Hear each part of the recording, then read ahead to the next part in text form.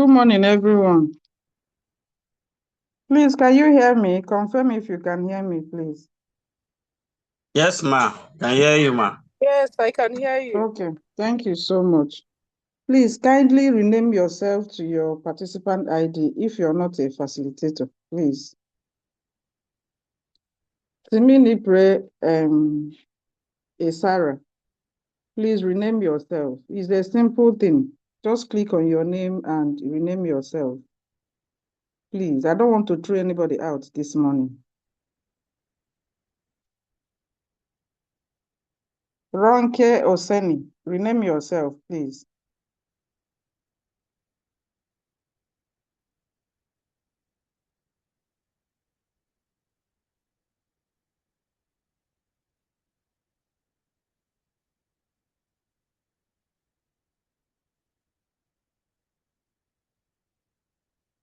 Let's give few minutes for more people to join so that we can start.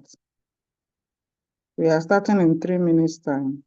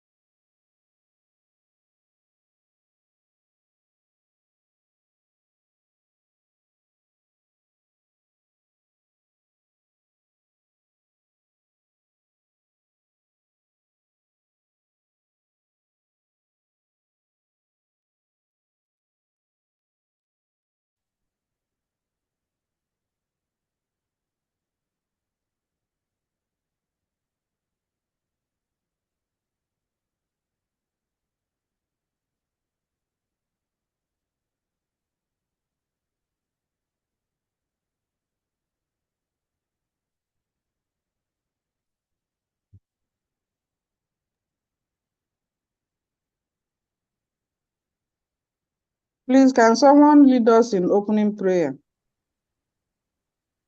Please, if you're led, unmute and lead us in opening prayer, please, so we can start.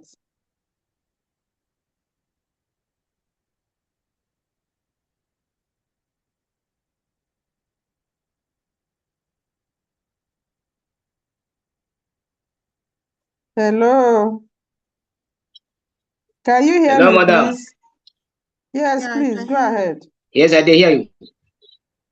Go ahead, please.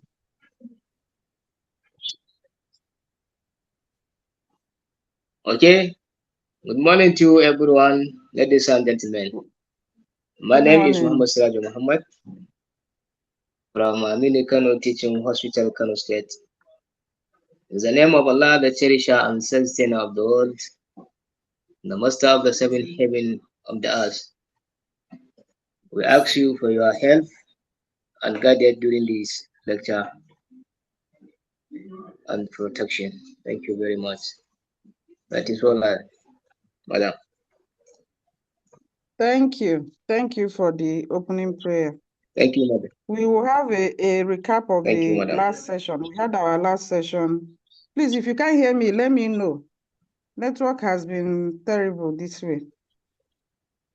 We had our last session on 14th No, I did March. hear you. I did hear you. Okay, thank you. No, I was not here. We had our last session on 14th March, and the topic was cancer epidemiology, risk factors, social determinants of health, and barriers to early diagnosis and treatment. And we were informed that cancer remains one of the leading causes of death worldwide, Yes. but that the Yes, sir. landscape is shifting. Why high-income countries are seeing high incidence rates due to aging populations, low and middle-income countries like Nigeria carry a disproportionate burden of cancer mortality. We were told that globally, breast cancer is the most commonly diagnosed cancer. And breast cancer is Mm-hmm. also the leading cause of cancer deaths in low and middle income countries, where patients often present at advanced stages. We were informed that globally, prostate cancer has high incidence in aging men and is also the most Yes. common cancer among men, with a significant genetic predisposition in African populations. We were informed that cervical cancer is largely controlled via HPV vaccines, but unfortunately, in low and middle income countries, it's still a leading killer of women, despite being almost entirely preventable through screening and vaccination. We also discussed the social determinants of health, where we discussed that a patient's postal code, that is your address, your home, where you work, where you live, is often more influential than their genetic code. In low and middle income countries, several factors dictate who survives cancer, and these factors include economic stability. The high cost of chemotherapy and the lack of comprehensive insurance means that many patients pay out of pocket, leading to treatment abandonment. We also looked at social factors like education and literacy. Low health literacy can lead to a misunderstanding of symptoms or a reliance on Yes, unverified sir. miracle cures. We also talked about geographic access. Most oncology centers are in urban tertiary hospitals, leaving rural populations underserved. We looked at barriers to early diagnosis, and we were informed that, which we already know, that early detection saves lives. Yet, in low and middle income countries like Nigeria, many patients present at stage 3 and stage or 4, where treatment, please,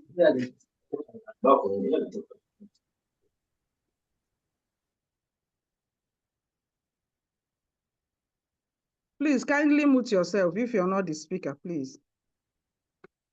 So I was saying that we also discussed about barriers to early diagnosis. We all know that early detection saves lives. Yet, in low and middle income countries like Nigeria and most African countries, many patients present at stage 3 or 4, where treatment is palliative rather than curative. We identified 3 primary delays. Number 1 is patient delay due to fear, stigma, or initial consultation with traditional healers instead of clinicians. We also discussed about diagnostic delay due to lack of modern equipment like mammograms, MRI, CT scan, PET scan, and of course, a shortage of cancer specialists like pathologists, oncologists, and all that, even oncology pharmacists. And we talked about systemic delays due to long waiting lists and the high cost of diagnostic tests. In summary, we were told that as pharmacists, we are not just dispensers of medication. We are educators. By understanding the cancer risk factors and barriers, we can identify those red flag symptoms in the community. We can counsel patients on the importance of adhering to evidence-based therapy. And we can also advocate for policies that reduce the cost of life-saving drugs. So the fight against cancer in Africa starts with awareness and ends with accessible expert care. And we should always remember that we are the gatekeepers of that care. So this, in a nutshell, is a recap of the last topic that was presented on 14th March. Today, we'll be looking at another topic, the diagnostic principles for pharmacy. And our presenters are already in the house.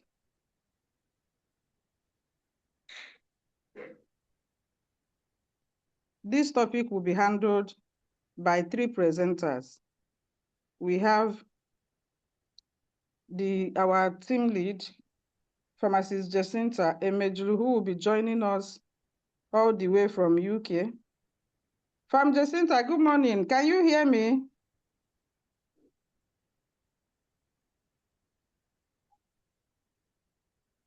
Hello, Farm Jacinta. Hello, IJ. Yes, Okay. I can hear you. Can you hear I've me? already made you a co-host, so you can start sharing your slide. Um, just give me a few minutes. I'm trying to set up. Yes, you can start sharing your slide. Just give me a few minutes. I'm trying to set up. Okay. Farm Because our Jacinta, time is Emejulu an is joining hour us. earlier, so He- I had to Hello? come into office. I said our time is an hour earlier, so I had to come in earlier. Can you hear me clearly? Okay. Because I'm using a headset, so I'm not sure if it's very clear.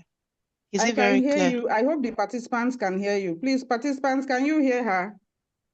She's joining us all the way from UK this morning. Yeah, we From can hear her. Emejulu. I can hear her. Oh, that's good. That's great. Thank you. Okay. Famje, please just go ahead and start sharing your slides while I introduce you. All right. So, Emejulu Jacinta is a specialist clinical pharmacist at Tees Esk and Ware Valleys NHS Foundation Trust, based at Rosebery Park Hospital, Middlesbrough, UK. Please forgive me if I did not pronounce the words well. It's okay. She holds a Doctor of Pharmacy degree from the University of Benin and has completed a diploma in pharmaceutical sciences from University of Sunderland, UK. She is currently undertaking a diploma in clinical pharmacy alongside an independent prescribing qualification at the University of Bradford, UK, with a strong background in oncology pharmacy.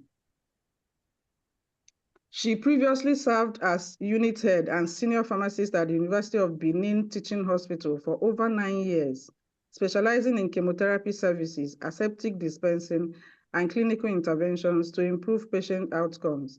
She was the founding pharmacist of the Asubo Diagnostic and Cancer Center, Calabar, Nigeria. She has also held national leadership roles as vice chairman of OPAN and contributed to cancer policy development. Dr. Emejulu is an active member of international professional bodies, including ISOP and ACCP, and is passionate about advancing clinical pharmacy practice, improving patient outcomes, and fostering interdisciplinary collaboration.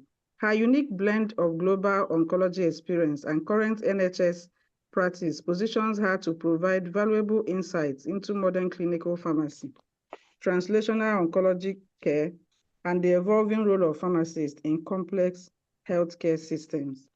From Jacinta, we are happy to have you here with us this morning. Thank you so much. While you are still setting up, let me quickly also introduce the other presenters so that when it's time for them to continue the presentation, they will just go straight. Our second presenter today is Dr. Obianuju Dubemchim Anyebusi. She is a consultant pharmacist and also a deputy director of pharmacy at the University of Nigerian Teaching Hospital, Enugu. She leads the oncology pharmacy unit with extensive experience in clinical pharmacy practice, oncology care, and pharmaceutical service delivery spanning over 3 decades. She holds a Bachelor of Pharmacy B.Pharm from University of Nigeria, Nsukka, a Master's of Public Health, and of course, PharmD from University of Benin, and is a fellow and she is also a fellow of the West African Postgraduate College of Pharmacists. Our third presenter is pharmacist Priska Obianuju Egwu. She's a consultant pharmacist and the head of the Oncology Pharmacy Unit, University of Port Harcourt Teaching Hospital. She is a fellow of the college and also she has a PharmD from University of Benin. So these 3 presenters are going to do justice to our topic today. So Famj, over to you. Please, have you been able to? We can't see your Yes. slides yet. Yeah, I'm sharing it now. Please, all the people that have not renamed themselves, I don't know what, are you expecting me to throw you out? We are men of honor. Can you please rename yourself to your ID number, please?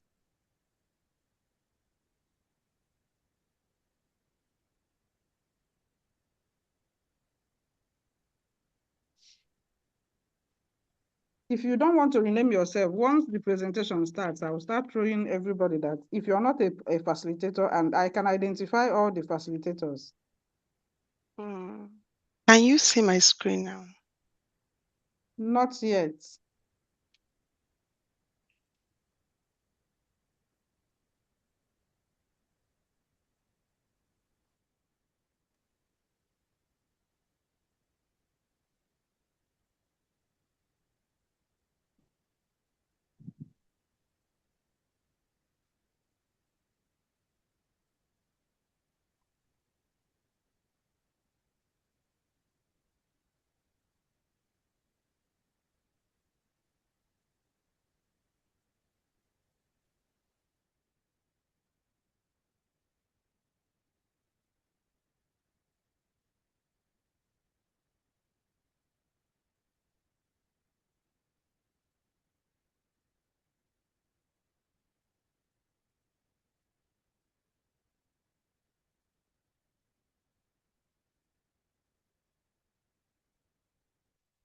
Okay, yes, we can see your screen now, yes.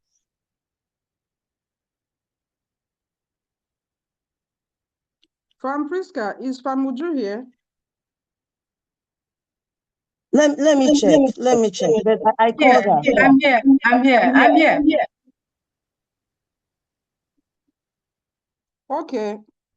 Okay, this Chan is you. Let me make you a co-host so you can be able to share your slide during your time. Hello, Famuju, can you talk again so I can identify you?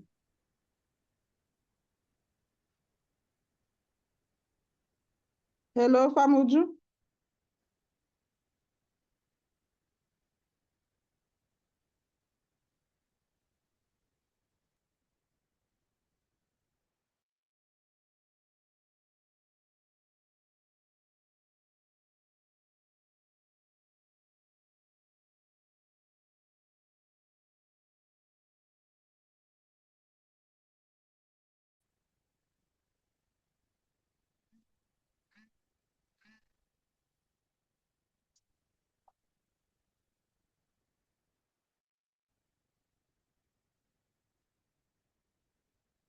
You can see your slides now. So just put it in a slideshow.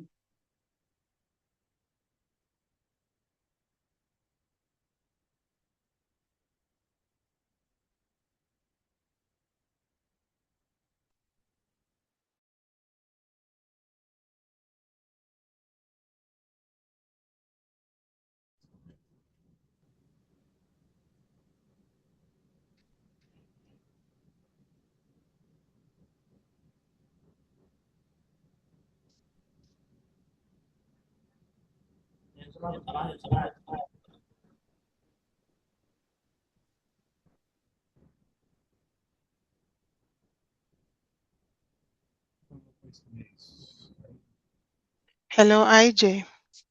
Yes. For some reason, when I'm sharing, no one can hear me. I'm not sure why. It automatically mutes my speaker. I'm No, not you sure can why unmute that's yourself. happening. No, I'm unmute trying to yourself. unmute. I'm trying to unmute myself, but it's not letting me do as well. I don't know why. But I'm We trying can to hear you figure. now. Just start sharing again. We can hear you.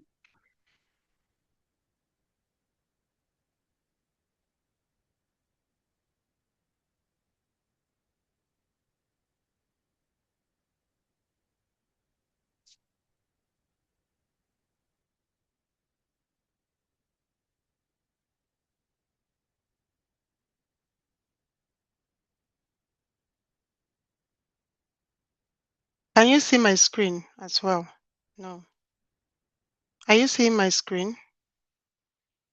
Not yet, not yet. So if I start to share, then it automatically disappears. I'm not sure why. But when I start to share, it automatically disappears. Do you have the presentation you can share while I speak? Let me see if I can share from Jacinta. Let me see if I can share. Since I'm the one that is going to present after you. Or what do you think? Yeah, that would make You sense, can go please. ahead, Francisca. You can start sharing. I've made you the co-host, so you can share.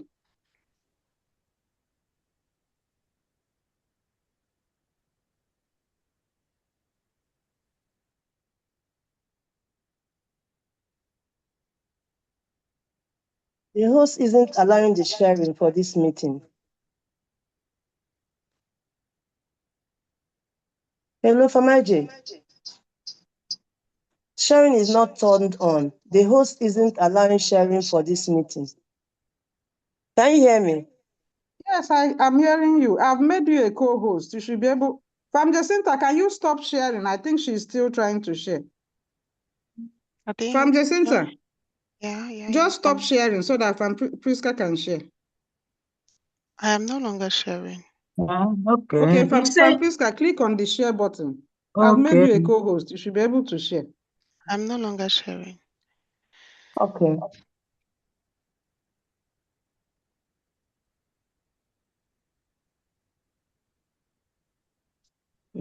Ikebukwa here.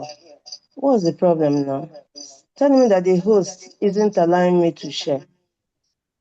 I think that was Uh-uh. why it wasn't even The letting host me. isn't allowing sharing for this meeting. That's what I'm also seeing. Although I'm not a co-host, but Can you remove me from the co-host, please? IJ. Remove me as a co-host. Let me just speak. And then probably Priska would be able to share.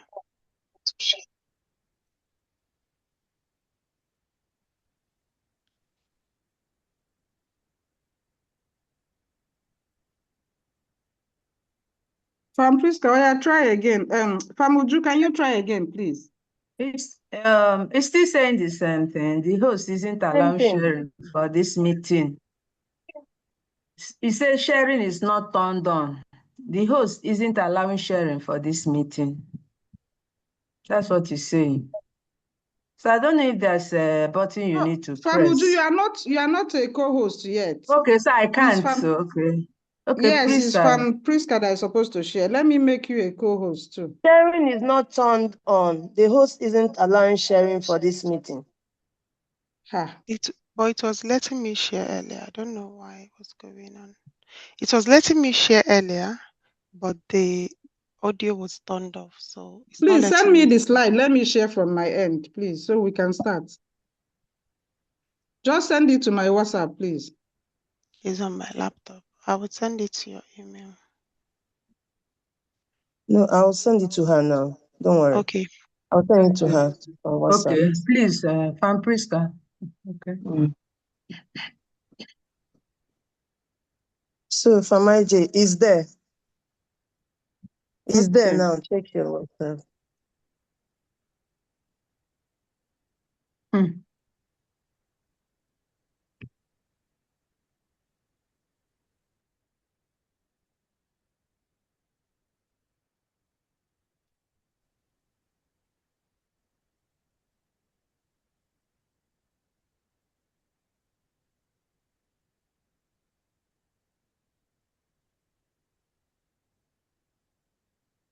Please just give me a few seconds. I'm on it.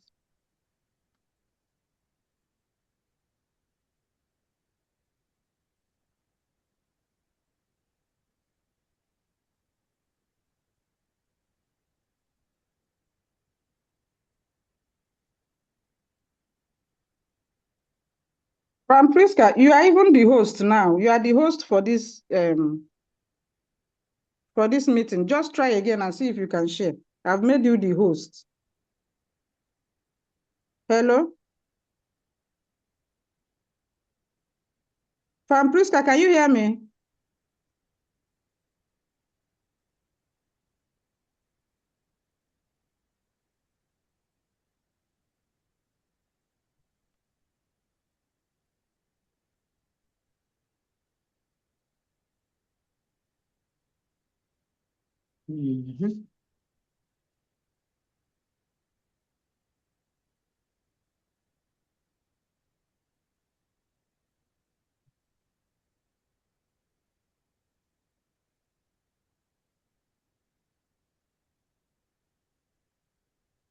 Good morning, distinguished Hello? colleagues. our Opanche. Hello, can anyone hear me? Yes, I can hear you, I Iju. can hear you. Yes, Okay, hear Fan you. Priska, please, can you try Yes. sharing again? You are now the main host. Please. Okay, let me.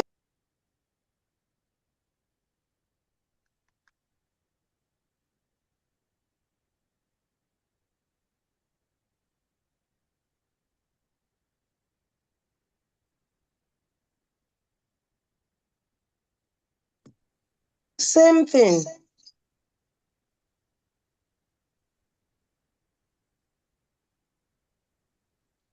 Then make me a host. Let me share.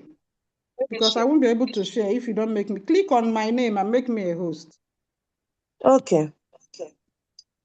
I think people should check on the setting when the meeting was set. I think it's I from was there that the wondering why problem is this coming. problem today, because That's where it's coming from. You know. Samaja, I've made you a host again. okay.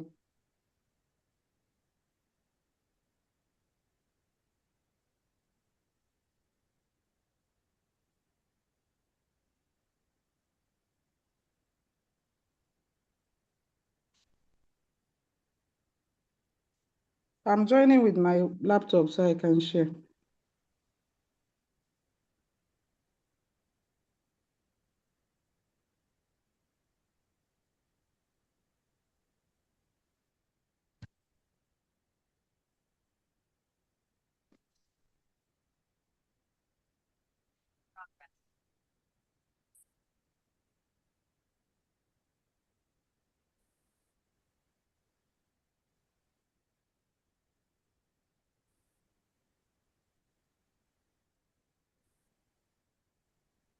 Yeah, it's showing now.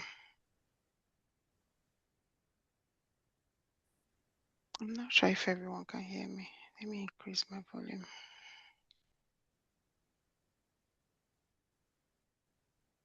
Okay. So I think you can start now. All right, thank you very much. Just to confirm, can everyone hear me clearly?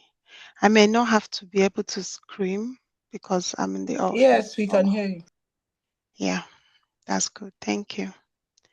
So, We can hear you. all right, thank you. So we've been asked to talk about the diagnostic principles of pharmacists. One second. Some of you may already have known me and the time I've spent in oncology pharmacy practice in Nigeria. Just a disclaimer, currently I'm working as a mental health specialist pharmacist, but my background and my passion for oncology pharmacy has spanned over years, and most of the things I'm going to be talking today are going to be based on what I've researched recently and the background knowledge I already have in oncology pharmacy. Priska and Uju are more grounded, they are more updated, they know what's happening at the moment, they are on ground, they are in the field. So they will have a more current information with regards to what's happening in oncology pharmacy. While we were preparing for this presentation, when I was given this topic, I had a look at it. I'm like, diagnostic principles for pharmacists. And the first thing that came to my head was like, oh, this would be an easy one. Because first of all, we are not really interested in diagnostics, right? And we ordinarily wouldn't be worrying about diagnostics. We already have so much to worry about.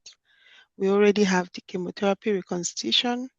We already have the requisition to worry about.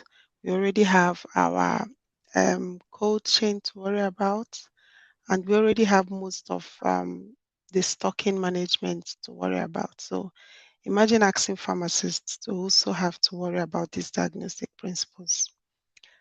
But I was told by one of my colleagues, Priska, that pharmacists now have access to these lab results and these diagnostic results. And I was wowed, which is very impressive. Coming from when I was practicing, we didn't have this access. I know then in UBTH, because of the relationship we had with the doctors, it was more like relationship-based atmosphere. So they allowed us to see because we were incorporated into the ward. Our offices are in the ward, so they bring these case notes and we can see them. But to know now that some centers have access to these diagnostics is very, very, very wonderful. It's very good to know because it has actually mean that oncology pharmacy in Nigeria has grown. So this section ideally is designed to demystify the key diagnostics tools we encounter in clinical practice, which is the histopathology, immunohistochemistry, molecular biomarkers like the HER2, the KRAS, and the EGFR, and of course the TNM staging system. Uju is going to be talking about that. As pharmacists, especially in oncology and in multidisciplinary care, understanding these diagnostics isn't optional anymore. It is essential. We may not know the deep part of it. We may not know all the integrities of diagnostics, but it's important for us to understand what IHC is, how it can impact our patients, how we can come in as pharmacists. So understanding them is no longer optional. They are essential because it empowers us to make evidence-based recommendations. It empowers us to optimize therapy and also to contribute meaningfully to MDT decisions. Before I begin, I just have a little story to share. So I think just after I had left Nigeria, I was contacted by a colleague who obviously thought I was still in oncology then. So she contacted me, just a young, gentle, soft-spoken woman in her very early 40s, quite young. She told me that she's been receiving a wrong treatment for months. And I'm like, how do you mean by that? She said that when she noticed the lump in her breast, she had gone to a private hospital where she started receiving chemotherapy treatment. She received up to 6 cycles, and then there wasn't any much of improvement with the lump and with how she was feeling. So when she told me about it, I was like, did you seek a second opinion? Did you do all the histopathology results? Did they identify what type of breast cancer and all of that? She said no, that they only took her blood and then they started the chemotherapy. So I spoke to her and advised her to seek a second opinion and to go to a well-equipped hospital and run all of these diagnostics, which she did. When she finally did that, the results fully showed that she was HER2. And she was finally clarified. And she told me then, she said, finally, I can feel that someone understands my cancer. She started to receive her right treatment and she got better very quickly. That moment stayed with me forever. I've always remembered that moment after I spoke to her. It reminded me that diagnostics aren't just numbers on a report anymore. They are the difference between hope and uncertainty. And that is why we're here today to talk about diagnostics. Next slide. So, what are our learning objectives? What are we hoping to get? What are we hoping to achieve together today? This is what we will all achieve together. These are all our learning objectives. We will start by revisiting the fundamentals of histopathology, what pathologists look for, and why it really matters to us pharmacists. Then we will explore the immunohistochemistry or IHC, like we popularly know, which is one of the most powerful tools for identifying tumor characteristics and their therapeutic agents. We will then move into the molecular biomarkers, which includes the HER2, the KRAS, the EGFR, and then unpack how these things influence treatment decisions and how they also influence the eligibility for targeted therapies and resistance patterns. I remember when I first started working closely with most of the oncology teams, I was always overwhelmed when I see these things. Sometimes when I see them on the case notes or when the doctors talk about it, HER2, KRAS, EGFR, KI67, I'm like, what do they really mean?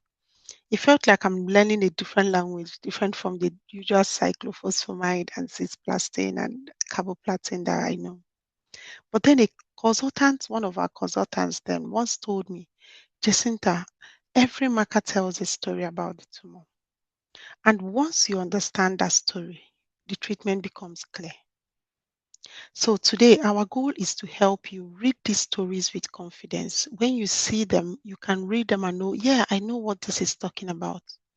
We will also try to clarify the difference between staging and grading, and then we will spend time trying to understand the TNMN system, which is the global standard for describing cancer spread.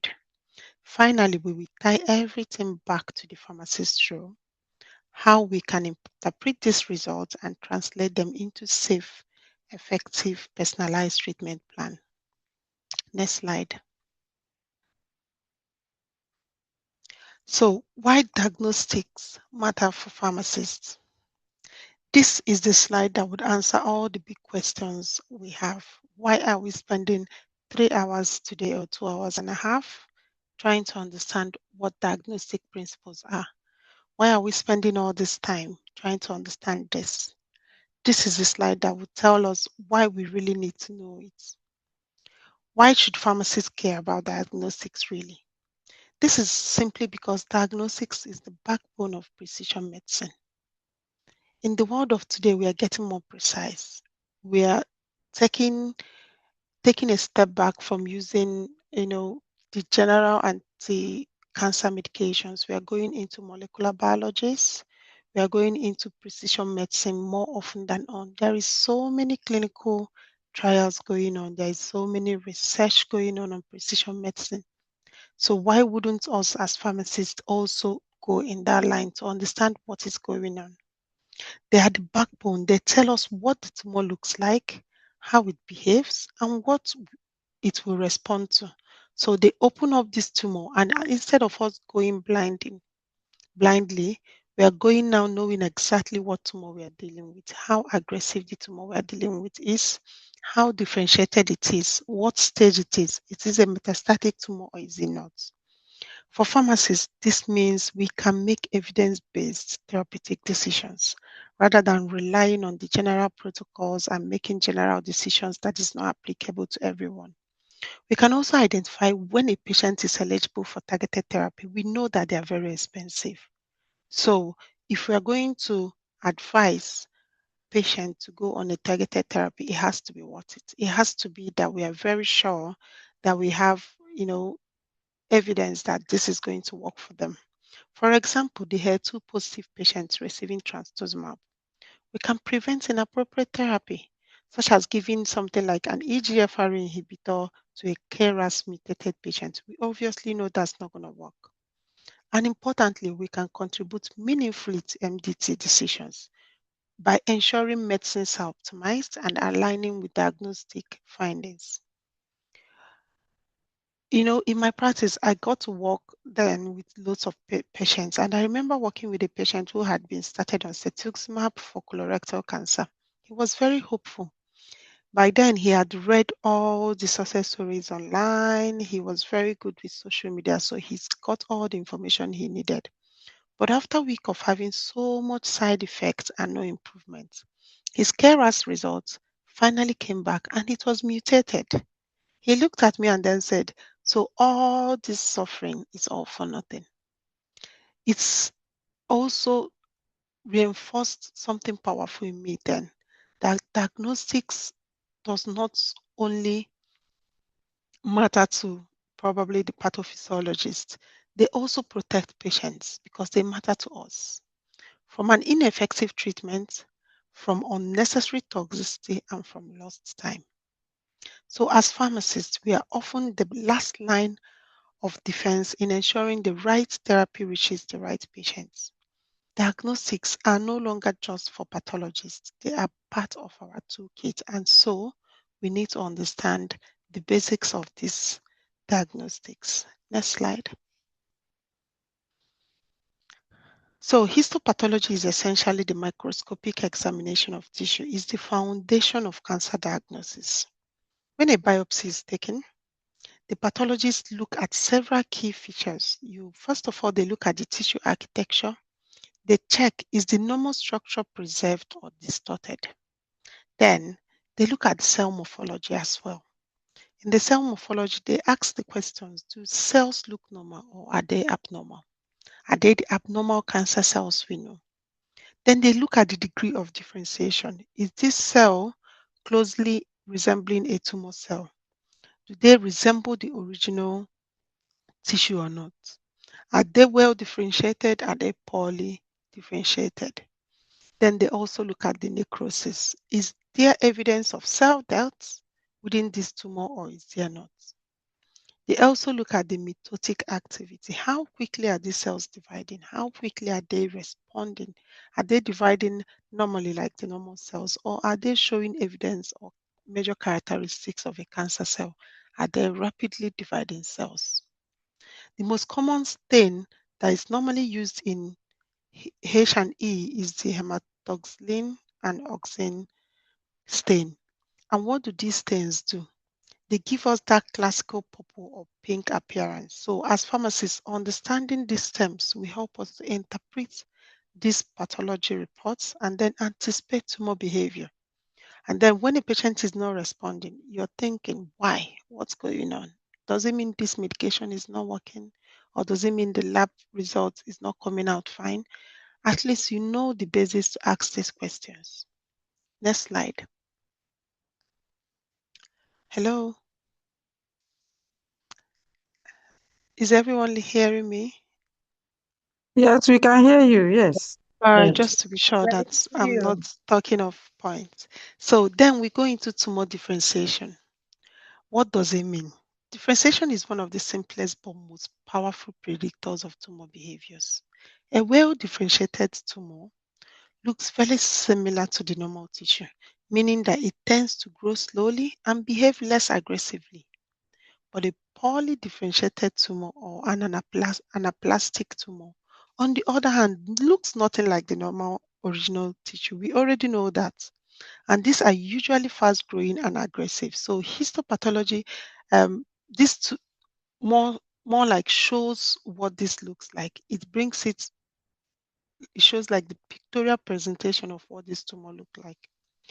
The mitotic index then tells us how quickly the cells are dividing. Are they dividing more rapidly or are they not?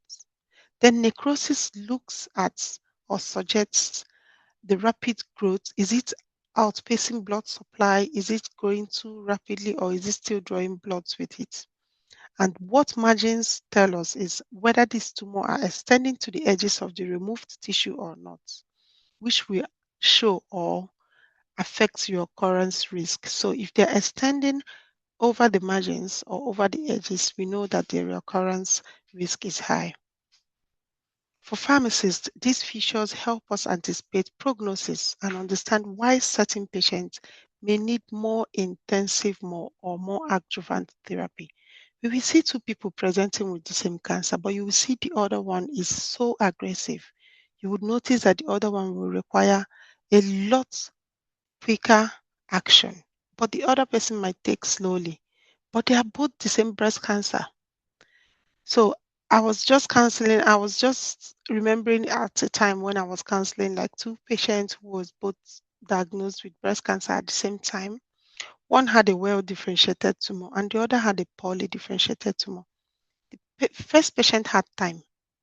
She had time to process, she had time to plan, she had time to breathe, she had time to be financially okay. But the second person didn't because the tumor was poorly differentiated. Her treatment needed urgent and aggressive treatment. They had the same diagnosis, but completely different journeys. And the difference came down to one word on the pathology reports: grading. Next slide. So the next slide highlights why differentiation matters to us, because all of this we don't understand. How does it matter to pharmacists? What part do we have to play in it? It matters to us a great deal because a poorly differentiated tumor often means higher aggressiveness, faster progression, greater likelihood of reoccurrence, and this will influence treatment intensity. What does it mean? It means that we'll use 1 second, my laptop has gone off.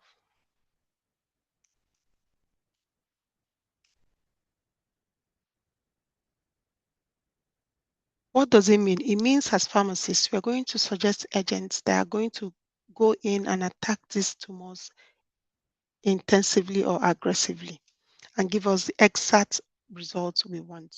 So I've attached some recent evidences in histopathology that has been done, not because they are very essential to us, but I know we as pharmacists, we also need to follow up, read and see recent evidences.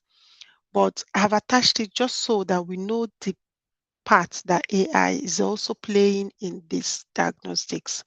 This recent evidence shows that histopathological grading remains one of the strongest predictors of survivals in cancer, like breast and colorectal cancers.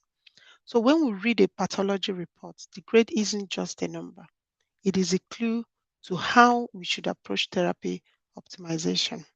So, the first evidence is the one by Rama et al., and it was on the digital pathology and AI. What does it mean? It was telling us about enhancing molecular diagnostics in low and middle income countries.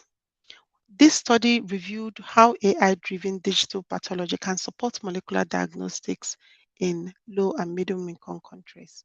And the key findings from this study was that AI improved diagnostic accuracy, it reduced workload, and it compensates for specialist shortages, which we're very familiar with in Nigeria. Most of our specialists are either looking for greener pastures in other countries or they're looking at how they can broaden their knowledge. So it showed that digital platform actually can be used to substitute for these specialist shortages. It also showed that digital platforms enabled remote pathology review. So you don't actually have to wait for the pathologist to be there. You can actually have a review of a pathology result from someone that is not even present there physically. It also showed that AI can assist in biomarker quantifications like the HER2, the Ki67, and implementation of the challenges like costs, infrastructure, and training. Why it matters to us?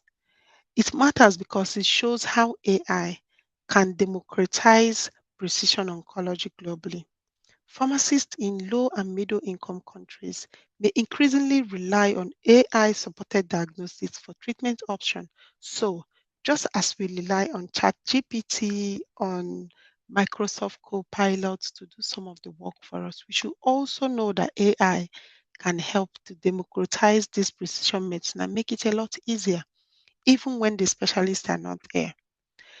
The second study by Raka et al., which looked at breast cancer prognostic classification in the molecular era, the role of histological grades.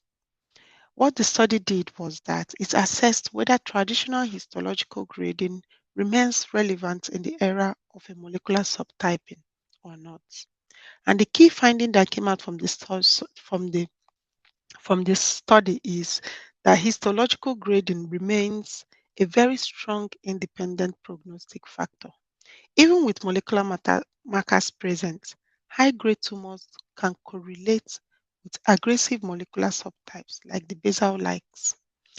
And grade provides prognostic information not fully captured by this molecular assays. And then the next question is, why does it matter to us? It matters to us because it reinforces the grading. It reinforces that grading is still essential in breast cancer pathology. Pharmacists should consider grade when evaluating prognosis and therapy intensity.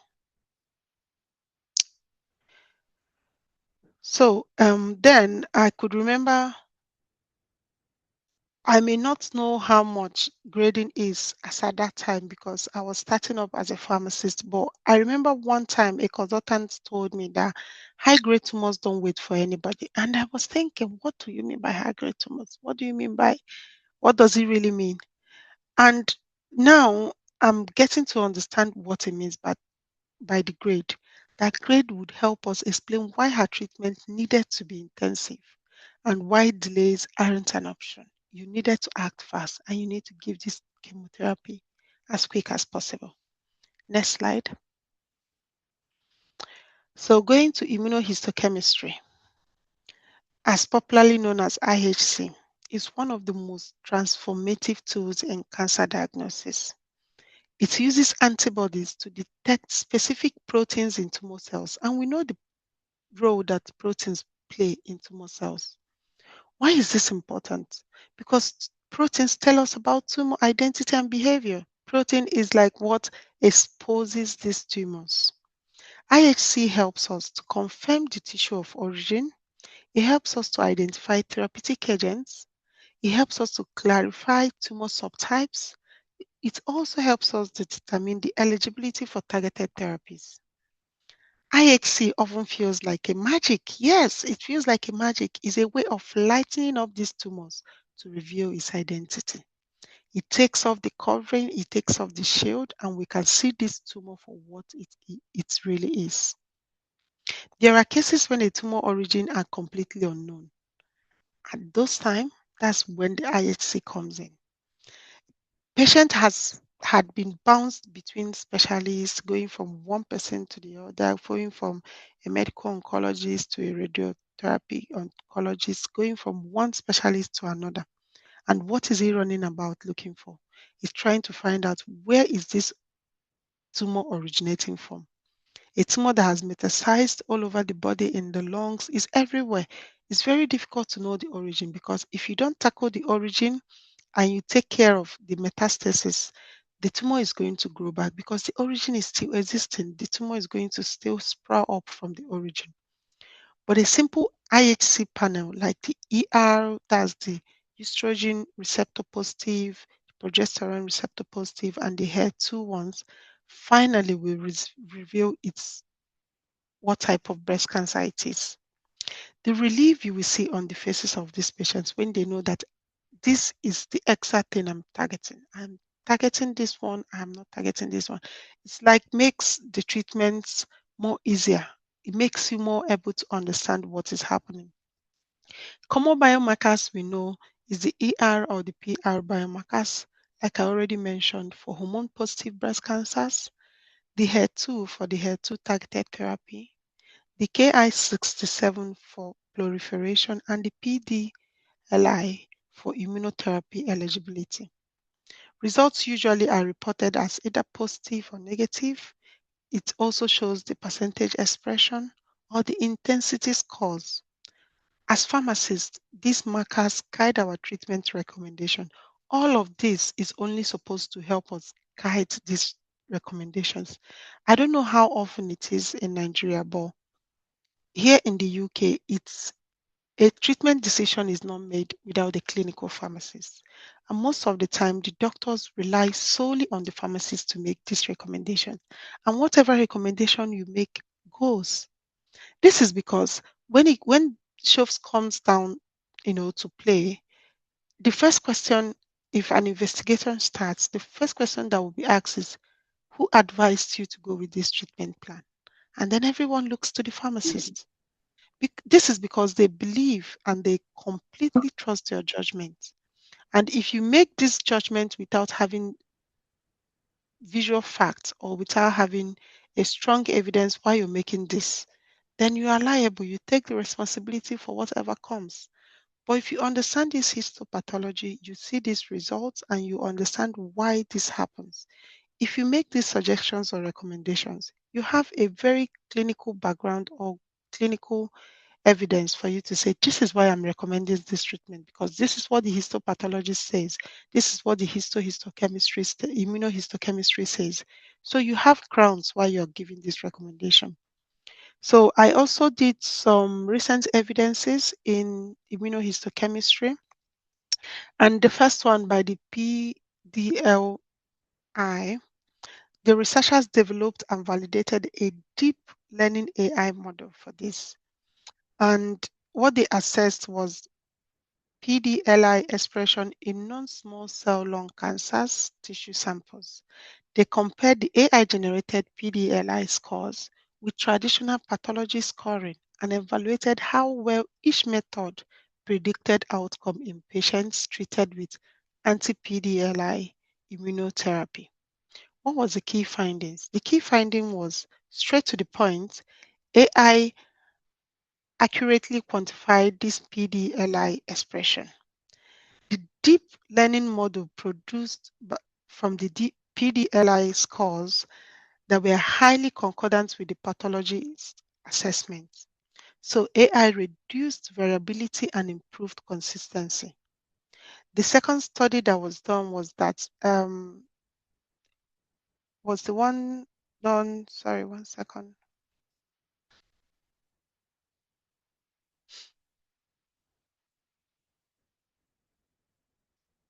The second study was the one um,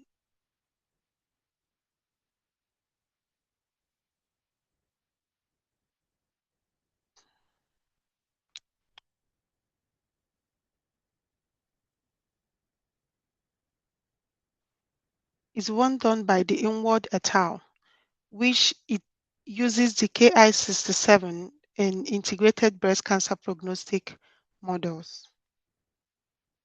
So this study analyzed data from large population-based breast cancer registry to determine whether K167, a marker of cellular proliferation, is an independent diagnostic factor in breast cancer.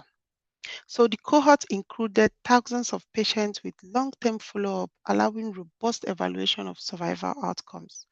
The key findings from this study was that higher K167 levels were associated with significantly worse overall survival and disease-free survival.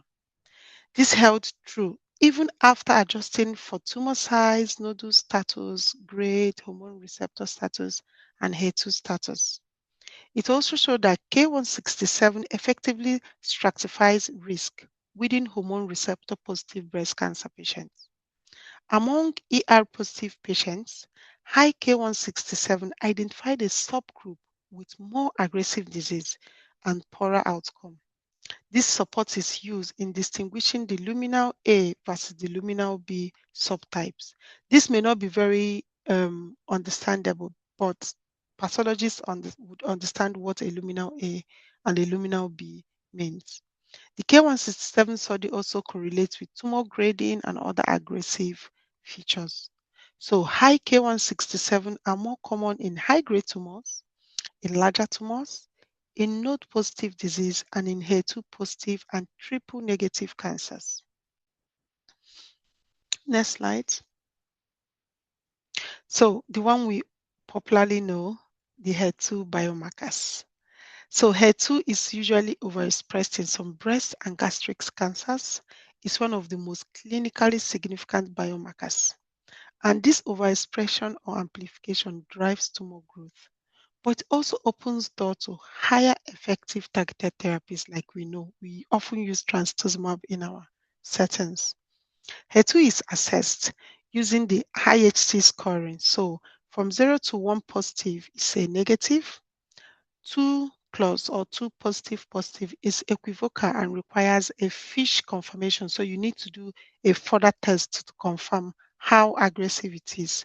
A triple negative positive, like a 3 pluses, is an obvious positive, meaning that HER2 positive patients will benefit from therapies like trastuzumab, pertuzumab, TDM1, and then tocatinibs. As pharmacists, we ensure appropriate therapy selection for these patients. We monitor them for cardiotoxicity, and we understand the resistance mechanism of this kind of tumors. HER2 is a perfect example of how diagnostics directly shape pharmacotherapy. Remembering from the time when we never heard about trastuzumab to now that we know the glorious effects of trastuzumab. One of the most memorable patients was a woman who burst into tears. These are not sad tears, these were happy tears. When she learned she was HER2 positive. I know that when someone says they have cancer, sometimes you will be wondering, why are you happy? It's still cancer, But yes, it's still cancer, but there are some prognosis you would know. You would know that, oh, okay, the likelihood of me surviving, or there are targeted therapies for this. You have some degree of life back in you. You have some positivity in you just by the type of cancer you have. She said to me then, at least there is something that can target. Unlike when you have triple negative, it's negative for everything. You're getting more aggressive with this treatment. HER2 positivity used to be associated with poor prognosis before, but today it opens the door to some of the most effective therapies in oncology that we already know. Her story then reminds me that biomarkers don't just guide treatment, they give patients hope. Next slide. HER2 amplification occurs in about 15 to 20% of breast cancer cases. Testing can be done either using the IHC, that is looking at this protein expression, like I already said before, or also using the FISH, looking at the gene amplification. Like here now, we are more going into pharmacogenomics. And what does this do? Even you will see some medication that has been discontinued because of side effects, or some medication that has been taken out of the market because of one problem or the other. When you do pharmacogenomics, it then shows you that this is not attributed to this medication. It can actually be attributed to the gene expressed in some individuals. That is why you will see some people, especially the popular one, codeine. You will see some people that is going to take cocodamol or codeine forever, and they will still tell you that they are feeling pain. This is not helping me.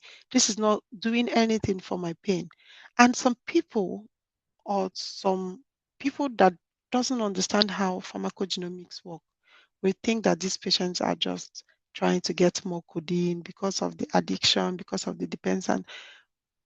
But what if actually it's not working for them? It's simply because some people are very, very slow metabolizers of codeine, and some people are not.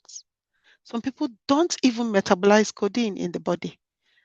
Codeine ideally should be or should ideally be changed to morphine in the body, but some people lacks the enzyme to convert this codeine to morphine in the body. And you find out that they don't even have any analgesic effect from this codeine. So that is what the gene does. That is what it shows.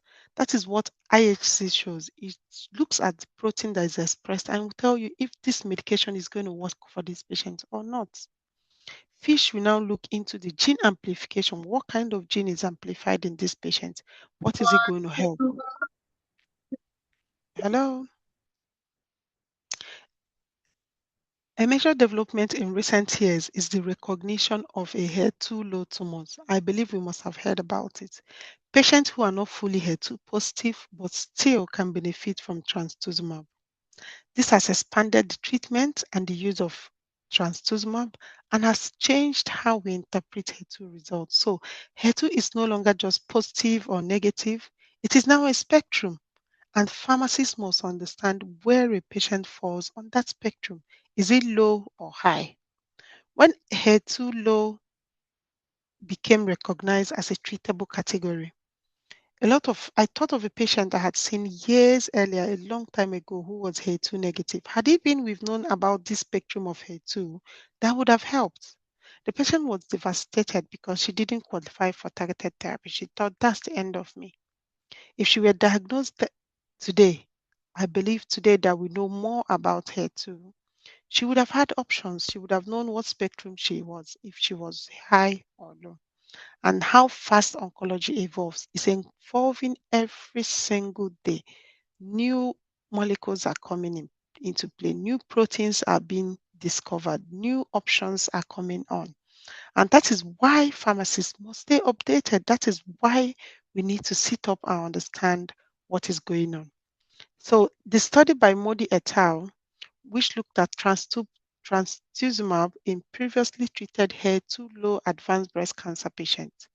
The study was the landmark phase 3 trial evaluating trastuzumab in patients with HER2 low metastatic breast cancer who had already received multiple treatments and had already given up hope. What he found out was that there is significant improvement in progression-free survival and overall survival for this patient compared to standard chemotherapy. Demonstrated that HER2-low patients is a therapeutically actionable category, not just HER2 positive. Safety profile is manageable, but include risk of intestinal lung disease. So even though they can still come out of it, there is a high risk of intestinal lung disease when they go on trastuzumab. Why does it matter? It matters because it has redefined HER2 biology and it has expanded targeted therapy to a new population. Pharmacists must understand HER2 low testing and monitor for this disease toxicity. So I would leave this over now to Van Priska to continue the presentation and talk about KRAS mutation and talk about KRAS mutation and the rest of the presentation. Thank you all very much for listening. From Priska, you have the floor. You can go on. Thank you. Thank you, Mom. Thank you very much, Fam Jacinta. I don't know if you can hear me. We can hear you loud and clear. Okay, thank you so much, Fam Jacinta. I'm sure most of us are very happy that we attended the presentation. You've done so much. You've done so good, and we are so proud of you. So, Thank you very colleagues. much. 1 second before you continue, I just to put it down, I may leave for a minute just to attend to a very pressing issue, but I would join before the end of the presentation. If for any reason you need to contact me, I will drop my email for anybody, but I hope to return before the end of the presentation. So sorry to interrupt you, Priska. Please go on. It's okay. So, colleagues, understanding diagnostics is a must for every oncology pharmacist. Because as we keep going, we understand the rationale behind most of the prescriptions that we've been seeing. And it could even give us an insight to the things we've not been doing correctly. Fam Jacinta has said a lot about being able to identify certain proteins that fuel certain kind of cancers. Yes, and we're happy about it. But please, let's not assume that once this protein is detected, that we've gotten it all right, that our patient might be completely okay. Because when I started newly in oncology, I had two very bad experiences. I had a patient that somehow now became our friend. She was on HER2 inhibitor, as in trastuzumab. But unfortunately, when hers was discovered, it had already spread. It was already metastatic. So, but we're happy. She was able to complete the regimen. She had it like 18 cycles, and she had a break. But suddenly, one day when she came back after a long time, the story was very bad. Sorry, please. The story was bad. She was emaciated. It was really saddening. It was really saddening because I knew that things were no longer how we expected. So after some time, we lost her. So for me, it wasn't the kind of result I expected. I knew she was not going to be around for too long, but I didn't know it was going to be that short, given to the fact that she adhered to her medication. Then I also want to speak about this aggressiveness. When I was still very new in oncology pharmacy practice, there was a patient that came. She just went to do a mammogram, all these routine medical tests. She was a widow. And they told her that they are seeing something, that she needs to go for further tests. And the woman immediately accepted. She did all the necessary investigations and she was told that she had cancer. The woman sold her gold, sold everything because she was a widow. She sold everything and told the doctor that she's ready for treatment that they should start immediately. Colleagues, you won't believe it that she started and she adhered to treatment. That woman was not with us for up to 6 months, if I'm not mistaken. And then I did not understand. So it's very clear to me that hers was a very aggressive. You know that the tumor was still very small. It was discovered by chance discovery. She came for normal routine medical checkup, and she followed all the advice of the doctors. And still, she wasn't there for a long time. So cancer story, we are trying to dip in to try as much as we can to help our patients. We'll keep praying for them. We'll do all that we can, but we should just be mindful the way we give them so much hope. Because there was a patient that came to us after completing her cycles of chemotherapy, after having chemo to shrink the tumor and her surgery, then adjuvant chemotherapy. When she went for some tests for the doctor to know how the medications have done in her system, she came back to us. I wasn't there. She met one of our young pharmacists and was crying and told her, and that our pharmacist is very, very emotional, and told her that, so you deceived me. That instead of her to get better, that the tumor had spread. The young pharmacist was speechless. She didn't know what to do. How will we start reassuring her? But that's our story. Cancer somehow is a mystery, but we'll keep trying to demystify it and do what we can. So we are going to look at other biomarkers also involved in this cancer journey. We'll talk about KRAS mutation. KRAS is most common in colorectal and lung cancers. Mutation analysis is done via molecular testing, like others.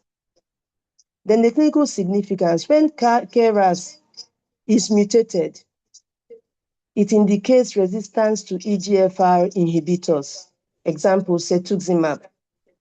But when it's wild type, it's eligible for anti-EGFR therapy. Then the pharmacist's role is to prevent inappropriate targeted therapy use and reduce cost and toxicity from ineffective treatment. It should be noted that once KRAS is mutated, EGFR inhibitors must not be used as they will not work, but only cause toxicity for the patient.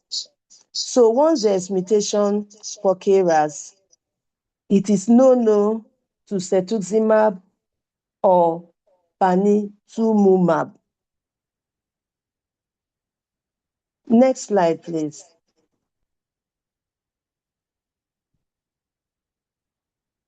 Another biomarker is EGFR, epidermal growth factor receptor.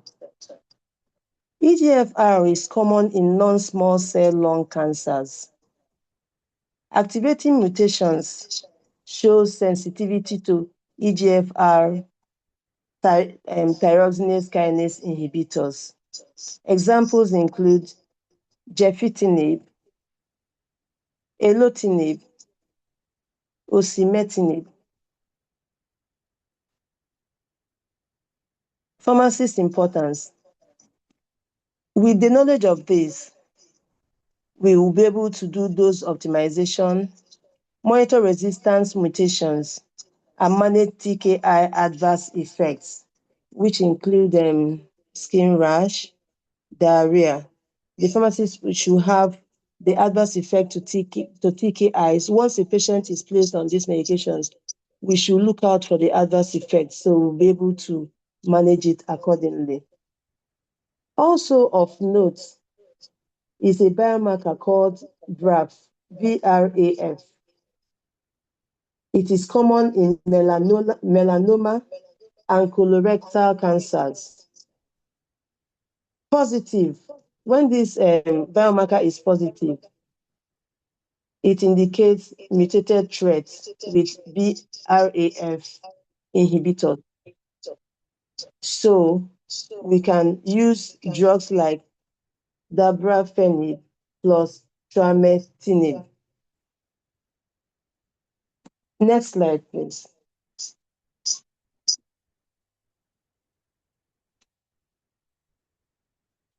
Molecular diagnostics. This is looking beyond proteins to the actual DNA or RNA of the tumor to find specific genetic alterations like mutations, deletions, translocations. And the methods that are usually used are the PCR, which is polymerase chain reaction.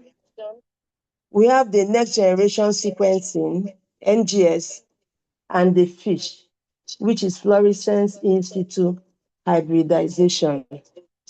The purpose of this is to detect mutations, guide precision oncology, identify prognostic markers. Next slide, please. So we tried to bring the clinic. Okay, next slide.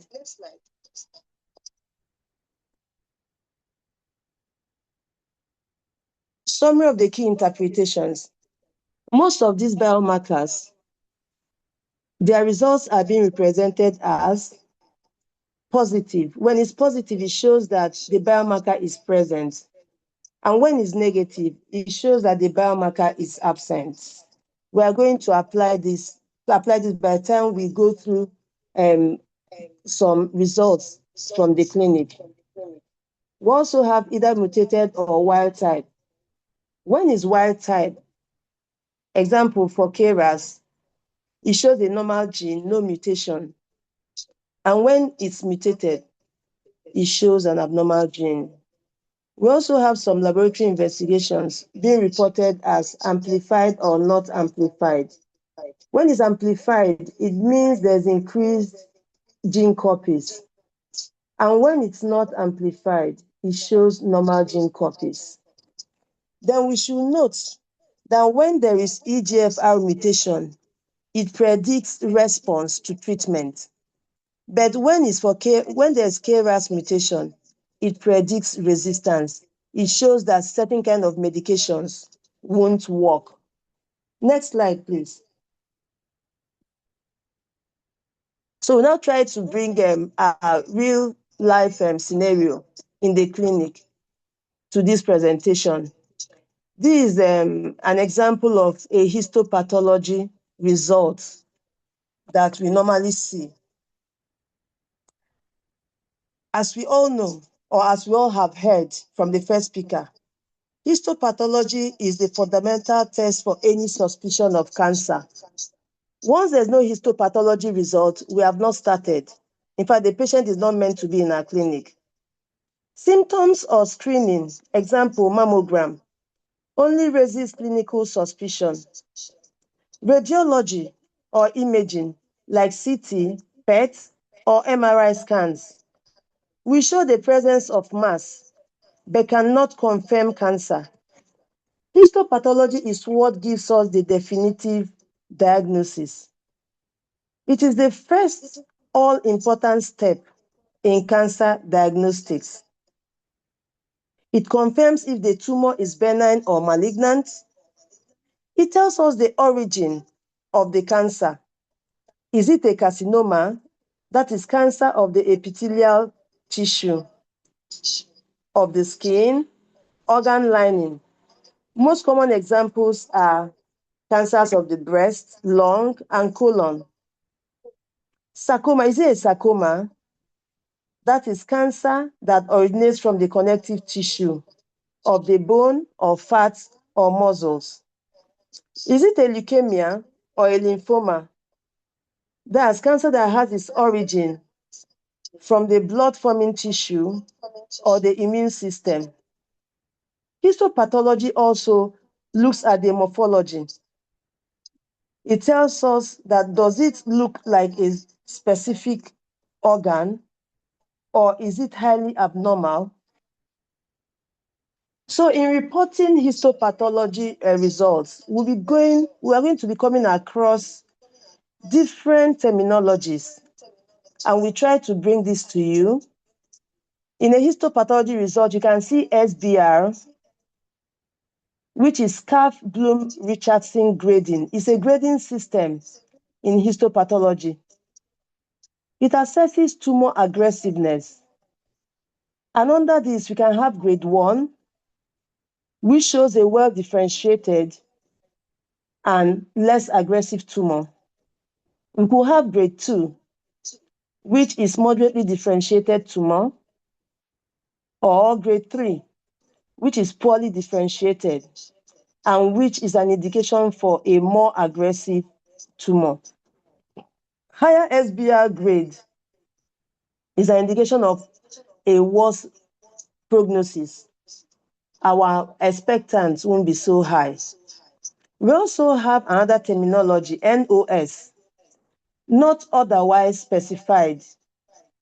It means there isn't enough details or that the tumor doesn't fit a more precise category. We also have some other terms that we must take note of. Necrosis. This expresses the level of aggressiveness of the cancer. It plays a role in the grading of that type of cancer. If necrosis is high, it signifies high grade or aggressiveness. Then we have another term, mitotic rate. It shows level of cell, the level of cells that are at the dividing phase. Low mitotic rate is an indication of less aggressiveness and better prognosis. It shows that the cells are dividing slowly, so grading is low. High mitotic rate shows that cells are dividing rapidly and is an indication of very high aggression, and it will be termed a high-grade tumor. Cancer at this grade is more likely to spread fast. And so this is what happened to that lady I talked about that came into the clinic just to have a routine medical examination. And she did mammo for a tumor that was still very, in fact, she starts if she wasn't able to palpate that tumor. And still, the tumor did not allow her to breathe. Within months, she was gone. So we also have another term here, invasive or infiltrating. This means that the cancer cells have broken through the lining of the milk ducts. That's if it's for a ductal carcinoma in breast, or glands. That means it has broken through the glands where they started and growing into the surrounding tissues. So we'll now look at what we have here, whether we can see all these terms I mentioned. This is actually a left breast tissue. Let's check for these terms. And we can see the diagnosis, invasive breast carcinoma of no special SBL, grade 2.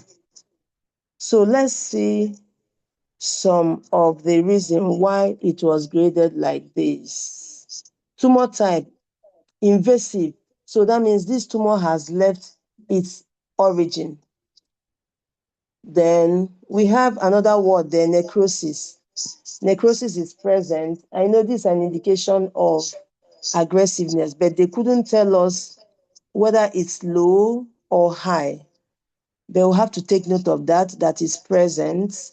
Then we are going to check for the mitotic rate. Mitotic rate is few, so it's moderate. So that's why the grading here is grade 2, because necrosis is present and also mitotic rate is few. So we'll now go, the next slide, please. Okay, so this is a typical example of an immunohistochemistry report. Immunohistochemistry confirms the exact subtype of the disease. It also identifies the presence of biomarkers estrogen receptor, progesterone receptor, HER2, and Ki67.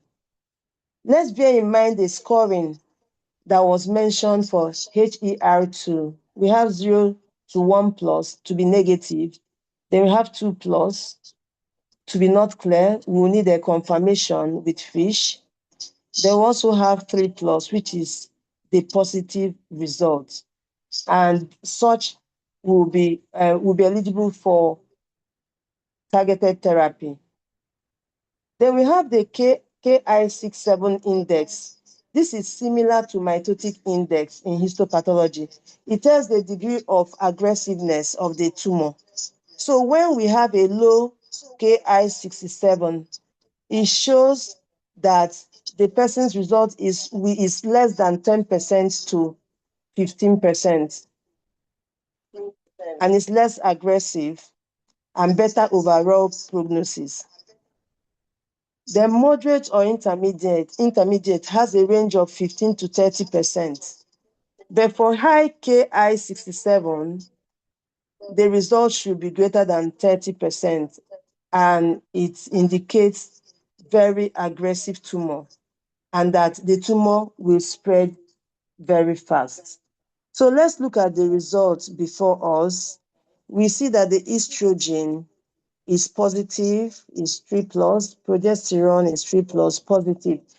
I want to draw our attention to the scoring we mentioned, that when we have 2 plus, that we will need a confirmatory test using FISH. Is actually for this IHC is actually for HER2 cancers. For ER and PR, there's another form of test that they do that is called all red reports. And in this kind of reports, the range of figures we have is 0 to 8. So when ER and PR are being reported, it will be good that the histopathologist specifies the scale or the test, the kind of test he or she is using to make the reports. Because for all red reports, 0 to 2 is negative, is assumed to be negative. It's 3 to 8 that is positive for estrogen receptor and progesterone receptor. So it's for HER2 that when it's 2 plus, we know that we'll have to need a confirmatory test. So looking at this test result now, the ER is positive, progesterone is positive, then the HER2 is also plus 3, so it's positive. Then the Ki67 is high, that means it's above 30%. So that is why this patient is positive for ER, PR, and HER2. That's why it's triple positive. And it's invasive because the cancer is leaving the origin. Ductal because the origin is the duct. As I said earlier, the pipes that take breast milk to the nipples. There's a carcinoma, of course, because breast cancers are from the epithelial tissue.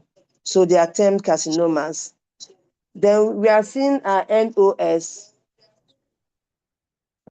which I said is not otherwise specified. Then the SBR is 1. And they noted here that the Ki67 is high, telling the oncologist that the cancer is aggressive and needs aggressive treatment. So next slide, please. We tried to also bring other, next slide. So we also tried to bring in an MRI, this MRI of the abdomen. This one is represented in simple language that we could all understand. You know, MRIs, all these images are to see how far the cancer has gone, has it spread, which organs are affected.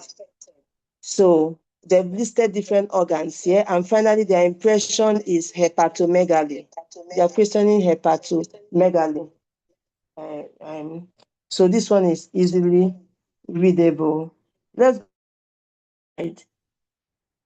Next slide is also a chest CT. Okay, so it's important to note here that before our patients are placed on medication, the oncologist could send them, oftentimes should send them for all this imaging to know how far the cancer has gone, so that during the course of the treatment, at some point, we might need to know how good or bad our medication has done. The patient will be sent to go again for another of all this imaging. So that's what actually happens. And so this one is also, we just brought out, this one is also readable and clear. The language is clear. And the impression after all that they did is right breast lesion is what they saw. No stigmata of metastatic chest disease. That means the cancer has not spread to the chest. So it's important for us to conclude in this way that since we as pharmacists are the final safety checkpoint, it's important that we cross-reference the prescribed chemotherapy or targeted therapy against the patient's exact tissue diagnosis and stage to ensure appropriateness, bearing in mind that the right patient should receive the right drug and that we should try as much as possible to prevent harm, and also emphasize the use of guidelines based on the tumor stage and grade. Thank you. I'll now allow my colleague to take the next slides. Thank you very much. I hope this helped. Thank you so much, Priska. Famuju, are you there? Over to you, Yes. please. Thank Yeah, you. good morning, my Thank distinguished you. colleagues. I will continue from where my co-facilitator stopped. You must agree with me that they have really done justice to the topic. That even if we end here, I believe we shall all go home fulfilled. All the same, let me also lend my voice to the topic. I want to point out that why biomarkers guide therapy type. Staging determines treatment intensity and prognosis. We will start with difference between staging and grading. These two terms, they are often confused, but they are not the same. Grade describes how abnormal the cells look. Grade describes how abnormal the cells look, while staging describes how far the cancer has spread in the body. So tumor grading tells us how the tumor looks. And this is usually determined by the pathologist under the microscope. It measures differentiations. You've heard my colleagues mention differentiation. That is, how much does the cancer cells look like healthy, normal cells? Tumor staging, on the other hand, determines where the tumor is. It tells us where the tumor is. And we usually determine this by a mixture of imaging, surgery, and pathology. The staging measures the extent of spread of the tumor. That is, how large is the tumor? Has it traveled? That is, has it metastasized? Grading and staging can affect prognosis, can affect treatment, It can also affect clinical trial eligibility. And I want to talk a little more on this.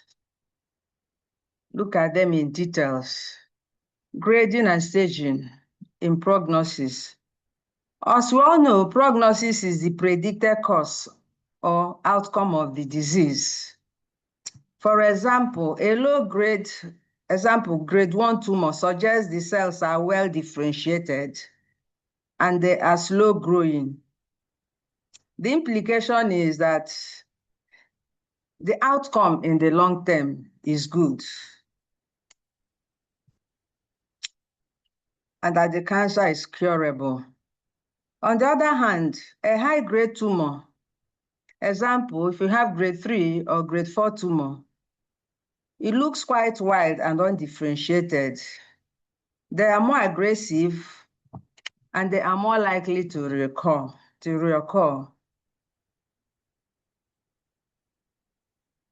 So they need more aggressive treatment. Staging also affects prognosis. In short, it's one of the strongest predictors of survivorship in cancer.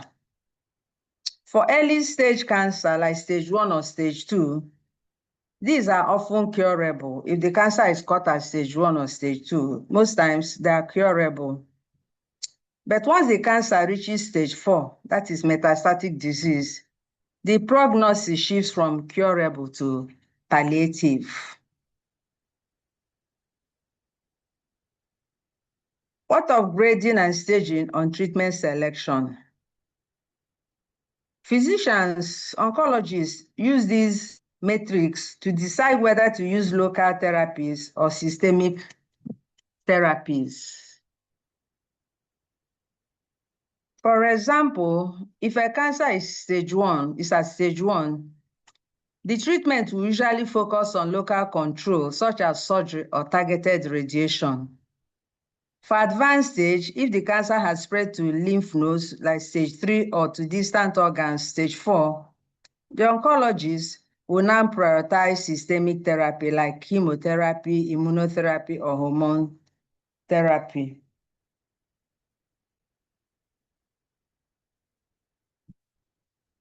Grading also drives decisions, like the aggressiveness, like grading. From grading, you know how aggressive the cancer is. So even if the tumor is small, that is stage 1, but has a high grade, you find out that the physician or the oncologist might recommend adjuvant chemotherapy after surgery to kill any microscopic cells that might have broken away due to the tumor's aggressive nature. Grading and staging also play an important role in clinical trial eligibility. In fact, they are the primary pillars used to categorize a patient's cancer.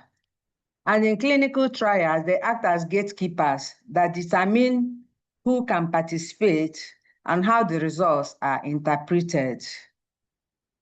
Grading and staging in clinical trials ensure that patient population is uniform enough to provide clear data. You know that in clinical trial, you need to ensure scientifically valid results. And that is why there is this strict inclusion and exclusion criteria, which is based on grading and staging of the cancer.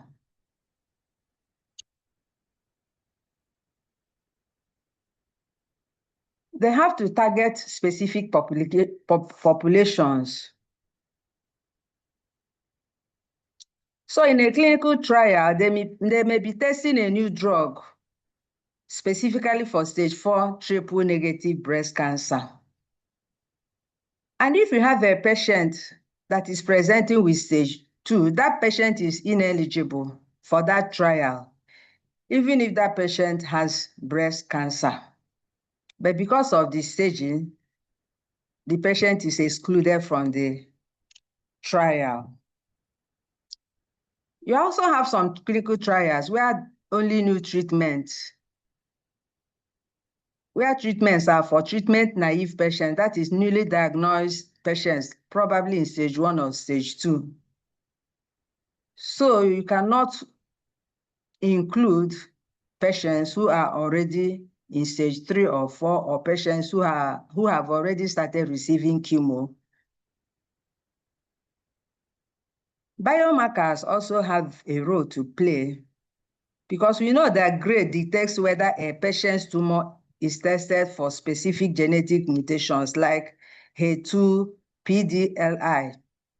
And this will determine the patient's eligibility for targeted therapy trials. You remember the case of HER2 IHC, that is the immunohistochemistry, and the patient is expressing HER2 2+. You must send that patient for further testing using FISH, as my colleagues had earlier said. The FISH looks at the DNA level to see if the HER2 gene is magnified. If it's FISH positive, you treat the patient. If it's FISH negative, you do not treat. So for a pharmacist, if you see a chemotherapy order or you are reviewing a chart and the patient is placed on trastuzumab, please always check for the IHC. If it's 2+, you must pause that order and ask for the FISH result before you go further.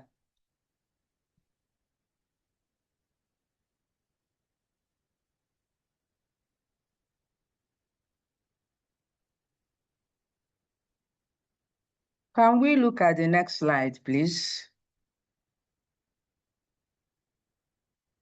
We will now discuss the TNM system. This staging system is commonly determined using, staging is commonly determined using the TNM system. It measures the extent or spread of the disease, that is, how large is the tumor, has it metastasized? The TNM staging system was developed by the American Joint Committee on Cancer, AJCC, and it is the universal language of cancer staging, TNM, where T stands for tumor size and the extent of local invasion. N stands for node, lymph node involvement. Is there lymph node involvement? M stands for metastasis. That is distant spread. And this TNM system drives the decision between curative cure, whether the patient will be cured, that is stage 1 to 3, or whether you give palliative care to the patient. If it's stage 4, the patient will now be eligible for palliation. Next slide, please.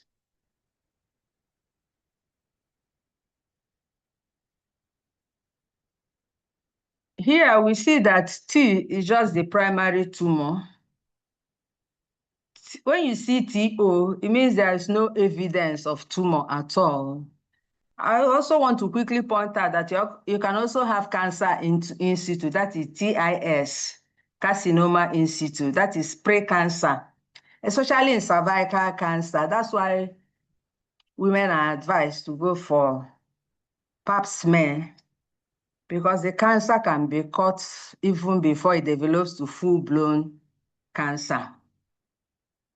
So when it is still carcinoma in situ, it means that the tumor has not broken through the basement membrane, so it can still be contained. We have the T1 to T4. As the number goes up, the tumor size increases. The local is indicating also that the local invasion to nearby tissue is also increasing. T1, small tumor, But when you get to T4, tumor has invaded nearby structures. We also have the lymph nodes involvement. When it's N0, there is no lymphatic node involvement. But from N1 to N3, you have there's increasing lymph node involvement. And note that nodal involvement often worsens prognosis. Next slide, please. We now have the M. M stands for metastasis. When it's MO, there is no distant metastasis. M1 shows distant metastasis is present, meaning the cancer has spread to distant organs like the brain, the bone, the liver, the lungs, and so on. M1 often shows stage 4 disease, and it's not curable. Most times, it's palliation and extension of life that you be your goal of therapy. Next slide. We'll now talk of stage grouping. This is translating the TNMI system into stage groups, stage 1 to 4. Once the T, N, and M are determined in a cancer case, they are combined to assign an overall stage, which can be 1, 2, 3, or 4. As I said earlier, if it's stage 0, it is carcinoma in situ, where the abnormal cells have not invaded the basement membrane. In this case, you can apply prevention or risk reduction. Some cases use of tamoxifen in breast cancer, but you don't use specific chemotherapy. It's not necessary at this stage. If you have stage 1 disease, it is early localized disease with small tumor size, no lymph node involvement. So you can have it as T1, N0, M0. At this stage, the cancer is highly curable. We can also have stage 2, where you have larger tumor, but minimal node involvement. You can have it as N2, N0, M0. This is stage 2. It's also curable. In stage 3 disease, you have tumor with significant spread to regional lymph nodes. You can have it as N3, N1, MO. This is locally advanced disease, and it should be aggressively treated for cure. We have stage 4, which can now involve any, can I have the next slide? Okay. Which can now have any of the T, N, but the important thing is that the M1, once it's M1, it is metastatic disease. It's generally regarded as incurable. So as I said earlier, we shift to palliation and life extension. Why does staging matter? Staging, can we go back to the previous slide, please? Staging matters for us in practice because staging dictates the treatment setting, which dictates the drug regimen. For example, neoadjuvant therapy for chemoradiation given before surgery. The goal is to shrink a stage 2 or stage 3 tumor to make surgery easier. We have also adjuvant therapy, that is chemotherapy that is given after surgery. The goal is to eradicate microscopic disease in stage 1, 2, or 3 patients to prevent reoccurrence of the disease. And we have the advance on metastatic therapy. Here, systemic treatment for stage 4 disease is required. And the goal is to control the disease, improve quality of life, and prolong survival of the patient. So it is important for a pharmacist reviewing any chart to know if the setting is adjuvant or metastatic. Adjuvant regimens are highly standardized, they are aggressive, and they have a set number of cycles. That's why you hear a cycle, 18 cycles, 8 cycles, and all that. Metastatic regimens are often continued until disease progression or unacceptable toxicity occurs. Next slide, please. Now look at tumor grading. Grading focuses on the cells themselves. The pathologist looks at a biopsy sample to see how much the cancer cells look like healthy cells. There are grades. Grade 1 is the low grade. The cells look fairly normal and are growing slowly. They are well differentiated cells. They may be less responsive to traditional chemotherapy, which targets fast dividing cells, but these are slowly dividing cells.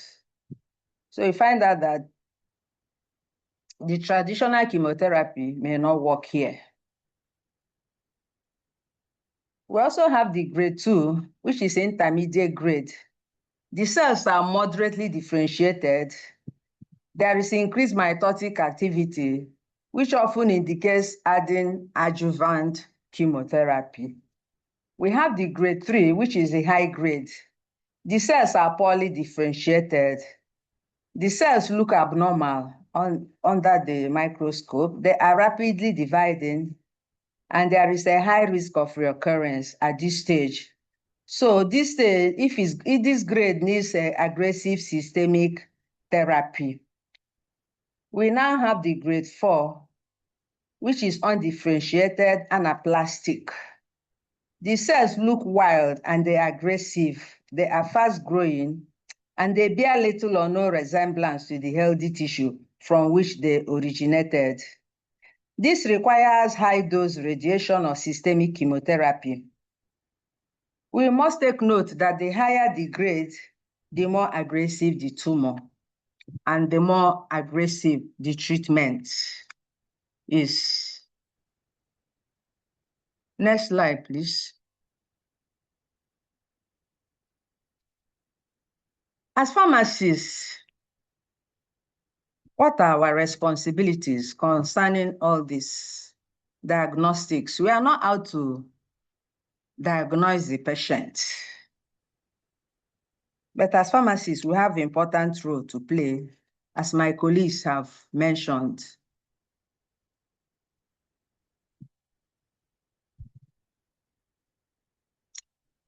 The pharmacist helps when you interpret diagnostic report.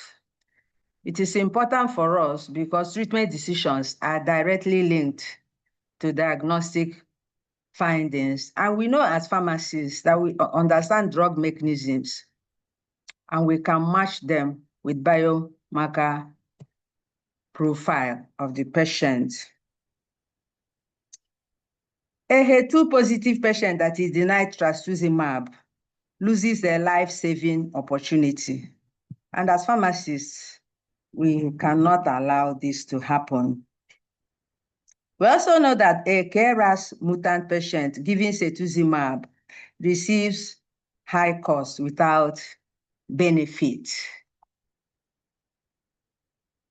So we are positioned in a unique way to prevent inappropriate therapy. We are positioned to optimize targeted treatment and to improve patient safety within the multidisciplinary team. Being part of the multidisciplinary team, the pharmacists can promote biomarker testing, educate physicians. We can also help to develop institutional protocols that link diagnostic results to therapy pathways. We can also contribute to research, to clinical trials, policy development in precision oncology. Next slide, please. Next slide. Next slide. I've changed though. It has not changed. Oh, no, it hasn't. I want to Oh. look at a case study where we will now put together all the things we have learned so far and Hold try on, let me to. stop sharing and reshare again. Yes. Oh, my laptop is hanging. Wow, Jesus. Just give me Okay. some time. Yeah, okay. Sorry. Mm. As we are doing that, as we are waiting, can just Yeah. give us You some just discuss takeaways. the study. Yes. Just discuss the case study. We talked about histopath. Okay, the study. Okay, I Yeah, want the to case just. study you wanted to talk Okay, about. I can go Then when the on. Okay. slide comes, we can see the picture of it. Okay, the case study. If we have pen, we can write it down. We have a 52-year-old female with breast cancer, HER2 positive, IHC 3 plus. KI67 is 35%. Are we getting that? Her immunohistochemistry, HER2 result is 3 plus, positive 3 plus. KI67 is 35. Remember what we mentioned about KI67? Then the TNM staging is T2, N1, M0.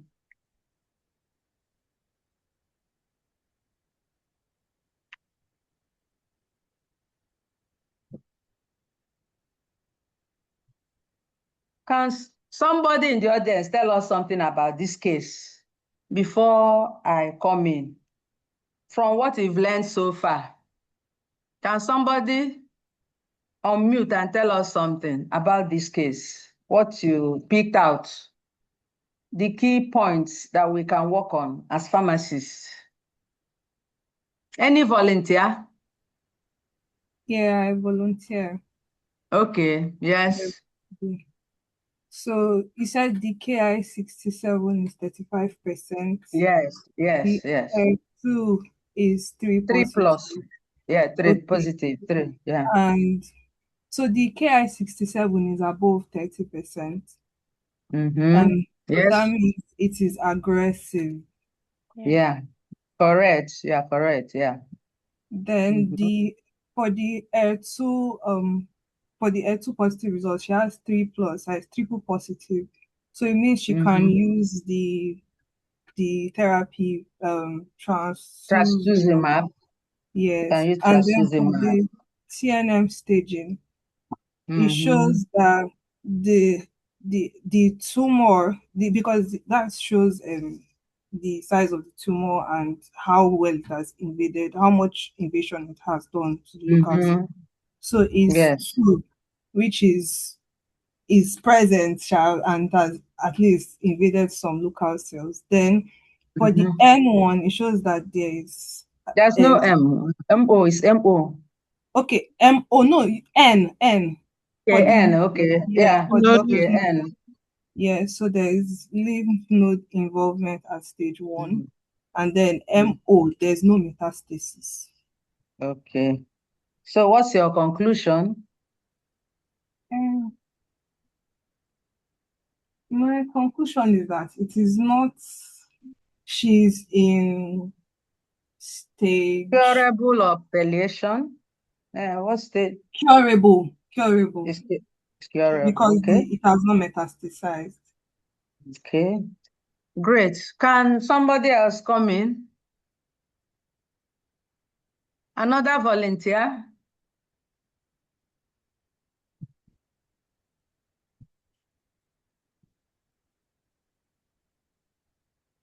Can we have another volunteer?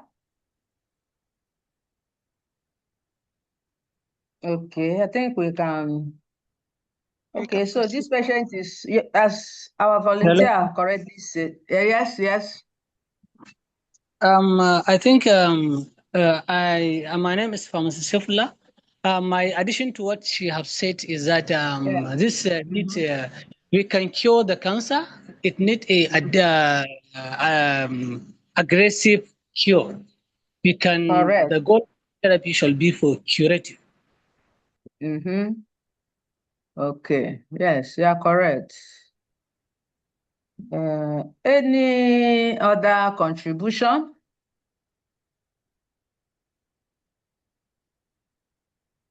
We are thinking as oncology pharmacists now. Any other contribution? Any side effects to take care of? Any supportive care? So side effect, I think we consider the cardio because of that targeted therapy. As a team, we Okay, have to make sure that we yeah. test for the. Cardiotoxicity, yeah. Echo. Okay. Mm-hmm. Yes, you've all answered correctly. That means you've been wonderful audience, listening attentively. Yes, the patient is HER2 positive, so she will benefit from targeted therapy, trastuzumab, pertuzumab. And the KICC7, 35% is quite high. So we have high proliferation index. It is more than the percentage. So there is threshold for high proliferation of this cancer. So this indicates that the tumor is fast growing and it will be more likely to be sensitive to chemotherapy. So apart from trastuzumab, we can also suggest a chemotherapy regimen. Can somebody suggest what can be added to the trastuzumab for this patient? What can we add? What can we combine with the trastuzumab or pertuzumab for this patient? What will be For the me, chemotherapy? I can suggest carboplatin and paclitaxel because it's This is HER2 positive. highly dividing cells.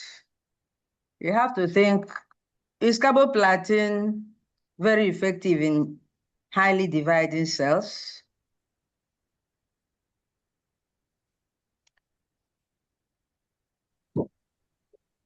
What about docetaxel? Docetaxel can do, but we can also do doxorubicin cyclophosphamide, followed by a taxane. Okay, Mm-hmm. docetaxel. Yeah. You know how we calculate the BSA? I think we've done that in course of, for this dosing, you have to do the BSA using the Mosella formula. I think we know that. Hello, I hope you can still hear me. We can hear you. Yes, we We can can hear you. hear We you. can hear you, ma'am. Yes. What of the organ function? We should do the baseline test, as we said earlier, the serum creatinine, the liver function test, and all that. If we are going to use a taxane or other anthracycline, we have to check for the hepatic and renal impairment and adjust accordingly. Of Yeah. course, there has to be supportive care. The cardiotoxicity has to be taken care of by doing baseline echo and monitor the heart, or monitor the patient for heart failure symptoms. And given the high level of the Ki-67 and the likelihood that intensive regimen will be given to this patient, we need to assess the need for GCSF regimen, like filgrastim prophylaxis for this patient also. Then the nausea and vomiting, we have to think of NK1 receptor antagonist, 5-HT3 antagonist, dexamethasone. So our dexa, our metoclopramide, and dasetron, we may add olanzapine also for this case. And considering the woman's age too, 52 years, she might be peri or postmenopausal, right? So it's also important to do baseline bone scan and discuss keeping biphosphonate by the side, like zoledronic acid, to reduce recurrence risk and prevent bone loss for this patient. Are we okay? Yeah. Okay, the case Yes, is ma'am. now on the board, but I think we have discussed it. Yeah. Also, to add to what you've said, we Yes, also need to yes. look at the psychological Oh, yeah. help or support we can also render. Sometimes Yes, it's to the not just about person. medication. Sometimes Mm-hmm. will be social needs as well. The patient, this Yes. woman would benefit a lot from psychological Mm-hmm. needs, Yeah, from mental health. joining groups, yeah, and also other Support social group. needs, Yeah. support groups that could help to Mm-hmm. help her go through Mm-hmm. this. And also, most Yes. importantly, because of the cardiotoxicity effect of this medication, we would do the ops Mm-hmm. or the monitoring more often than we would have ordinarily done. I know she's not Mm-hmm. quite very elderly yet, but we can Mm-hmm. keep a closer eye on her just to optimize the quality of life for her. Yes. Yeah, Yeah, go very ahead. important. Yeah, the supportive group is very important. Like in my hospital, we have a supportive group. The caregivers are there, survivors are there, and our patients are there. We meet and they hear other people's story, and they know that, the effect, once it's cancer diagnosis, they think it's end of life. But when they hear other people's story and see the survivors and also see others with cancers and people share stories, how they manage their side effects and all that, it's quite encouraging. It's usually supported. People support at the end, they're given, snacks and all that. Like Christmas, somebody bought gifts for them. They were so happy and all that. So that support group is very, very important in cancer care. And I know psycho-oncology is a developing area also that is coming up, which also will help the mental health, even the caregivers and also the patients themselves. They need that support. Thank you so much. Can we move to the next slide? Conclusion. Any questions on the case The study before we move on? I think Okay. it's okay. laptop is So hanging again. Okay, enable it's It's it. just hanging. the Okay. conclusion. So it's Okay, hanging just the Enable again. it. conclusion. Okay, so let me conclude. As we conclude, we must not forget that the future of oncology is not just in new drugs, but in better interpretation of diagnostics. Sorry, let me just 1 minute.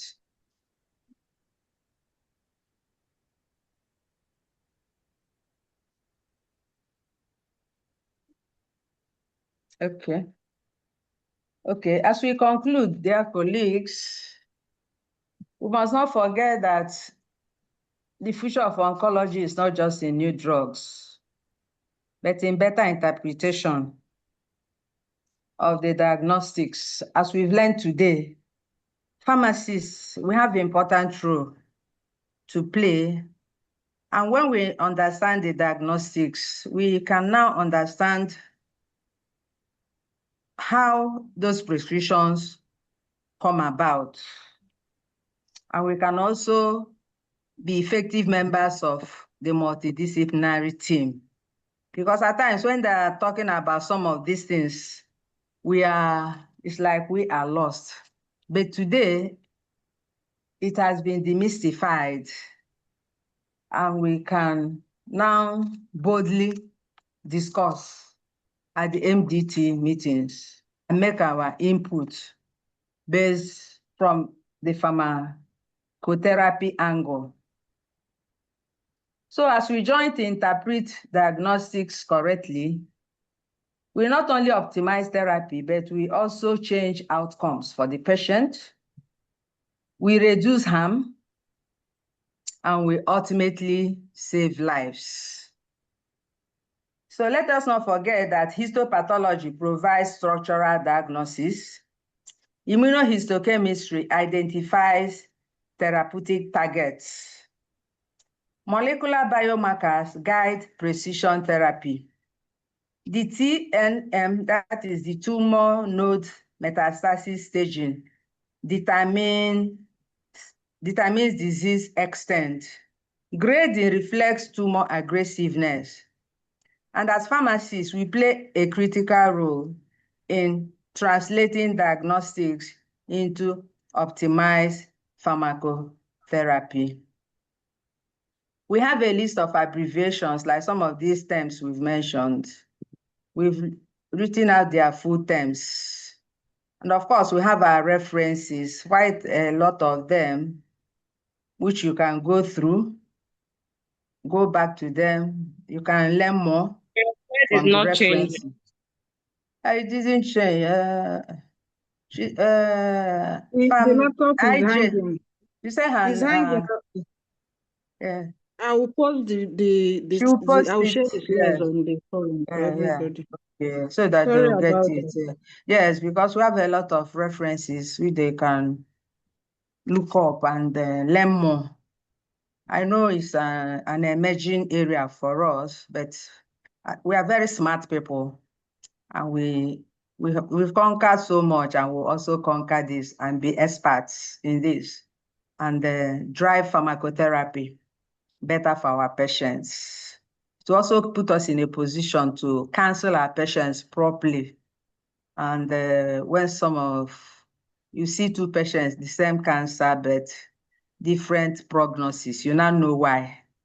That the biomarkers, the grading and all that are in the background determining outcome for our patients. Thank you for listening. We hope we have not bored Thank you. you so much. Thank you God bless so you much. all. God bless you too. We are so happy with your presentation, the team you delivered. Thank you. We are proud of you all. So it's time for questions. You raise your hand. I'm going to call you so that you can ask your questions or make your contribution. Please, are you hearing me? Am I audible enough? Yes, you are. Okay, thank you. So before we start the question and answer, I just want to make some contributions. Let me start with the case study. When we were making suggestions for the chemotherapy that will be combined with the targeted therapy for this patient that is HER2 positive with IHC result of 3+. The presenter mentioned doxorubicin cyclophosphamide. I just want to mention that trastuzumab is cardiotoxic and doxorubicin is also cardiotoxic. So you don't administer the two at the same time. Sorry. You do it sequentially. So what you do is, if from what she's saying, she was trying to make a very important point that you need to know the phase of the mitotic phase your tumor cells are. Pampriska was the one that dwelt in that very well. If the cells are at the dividing phase, it means the choice of your chemotherapy, you know, for chemotherapy, the cytotoxic agents, you have they act on different phases of the cell division, cell cycle. You have the ones that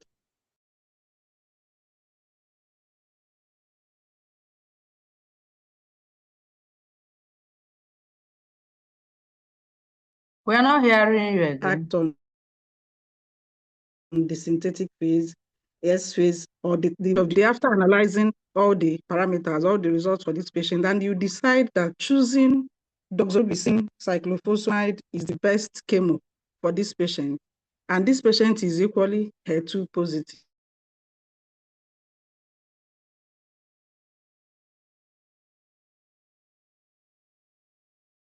What it means is that you have to pause the trastuzumab pertuzumab. So when you finish the 4 cycles of AC, you can now start the targeted therapy, because both of them are cardiotoxic. So you don't administer the two together.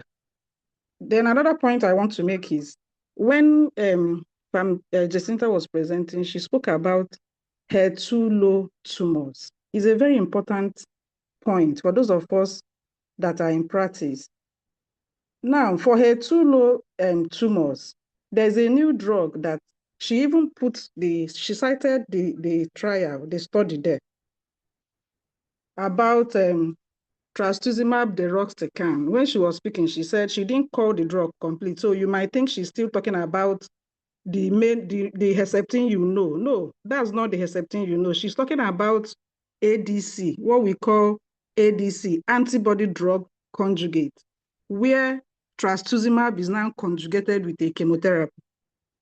So what happens in those HER2-low tumors is that they express HER2 receptors, but it's low. But it's an advantage for them because when the trastuzumab deruxtecan is administered, that's Enhertu, that's the brand name.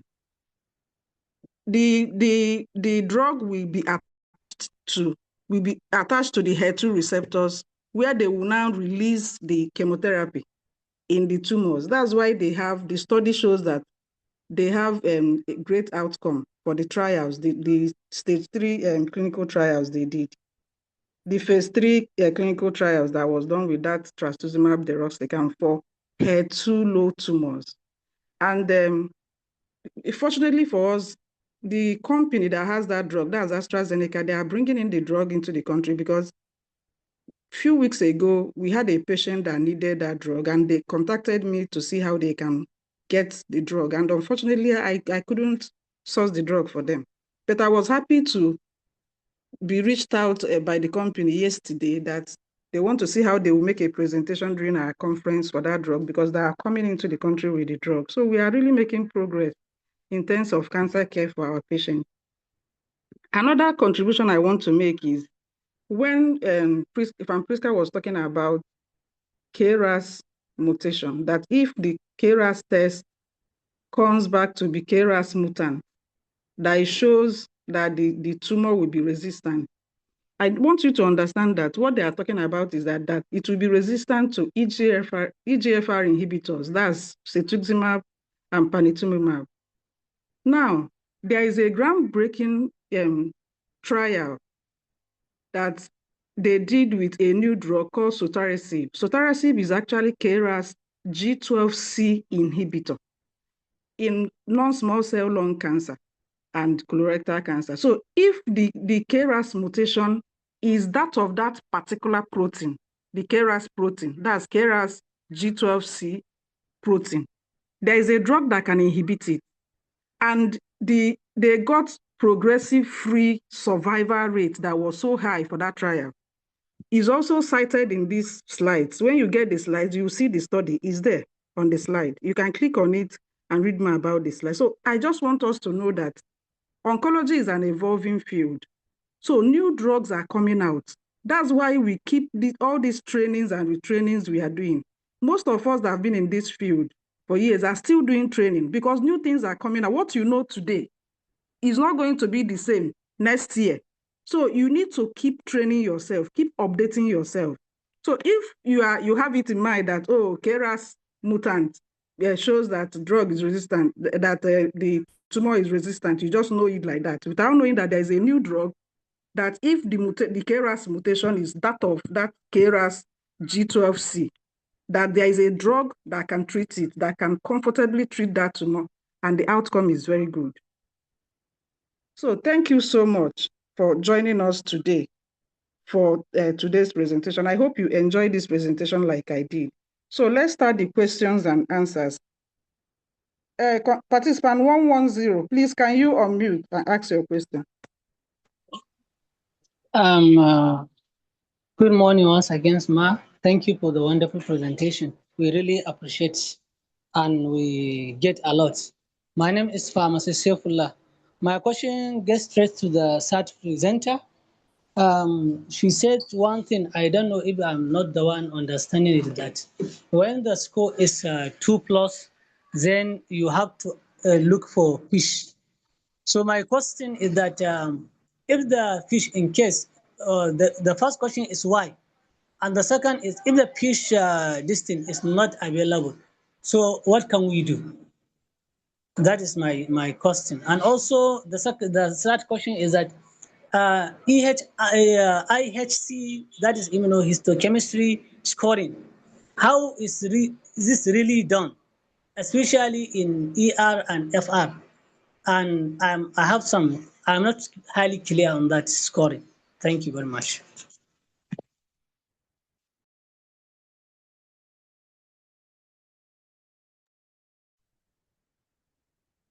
Okay, we have just two people that want to ask questions. I don't want them to forget this question the first person asked because it's very important. Please, the presenters, can you answer the question?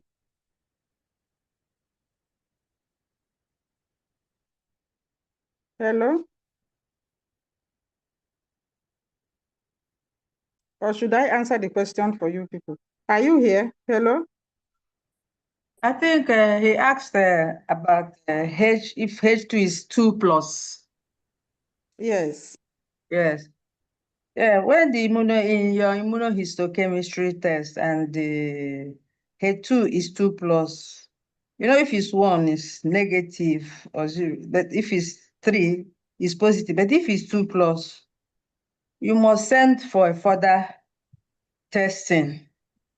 The test fish is fluorescence in situ hybridization. As I said, it looks at the DNA level to see if the H2 gene is amplified. So if it's amplified, that if it's positive, that means you can treat. But if it's not amplified, that is negative, you will not treat Okay, the Famuju, patient. let me help you. Let me help you out. What he was asking why. Why will you Okay. send for fish when it's 2 plus? Okay. Why you send for fish when it's 2 plus is because it's equivocal and is at the borderline. Equivocal, yes. It's neither at the here nor there. borderline. It's neither Yes, remember here that nor word, there. borderline.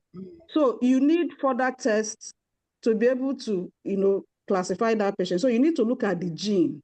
Remember, IHC only looks at the receptors at the cell membrane or inside the cell.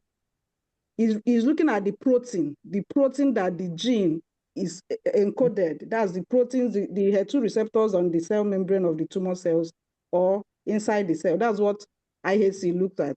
But FISH looks at the DNA. It looks at the gene. Is there amplification of the HER2 gene?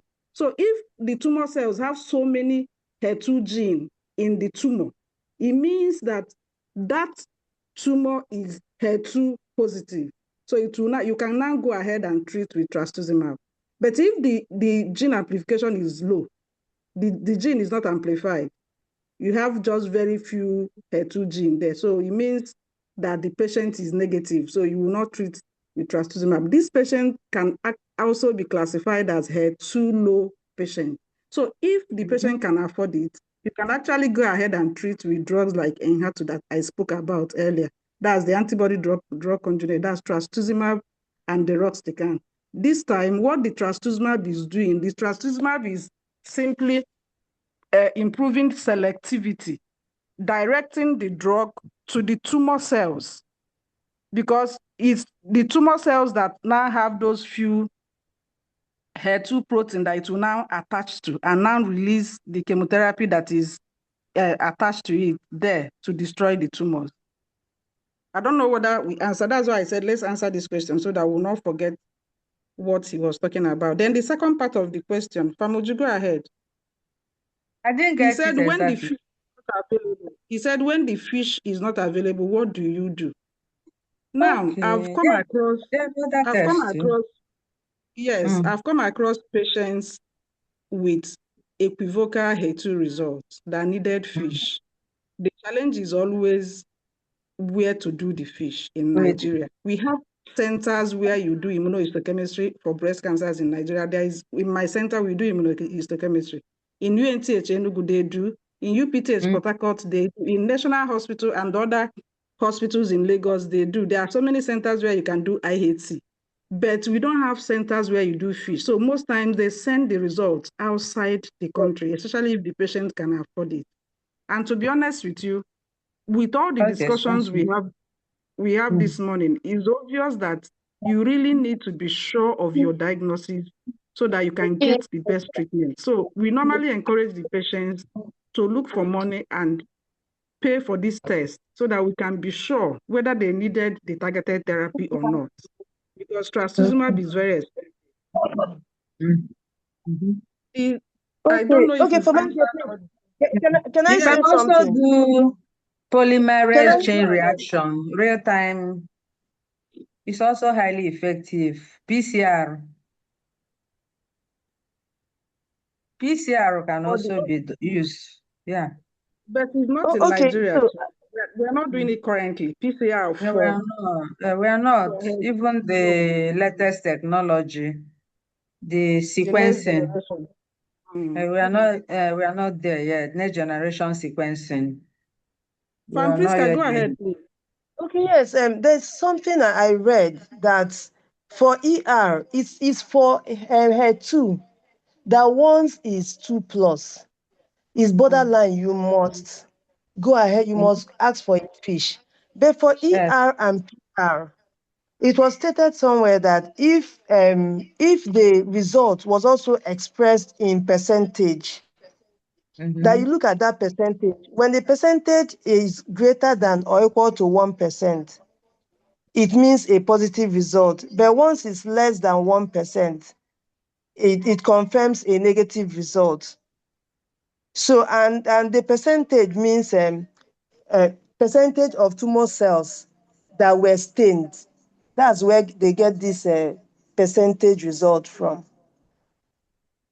So we should also observe in the laboratory investigation if, apart from the score that was given, if there was any score based on percentage for ER and PR, we now confirm if it's greater than or equal to 1% or is less than 1%, which will be a negative result.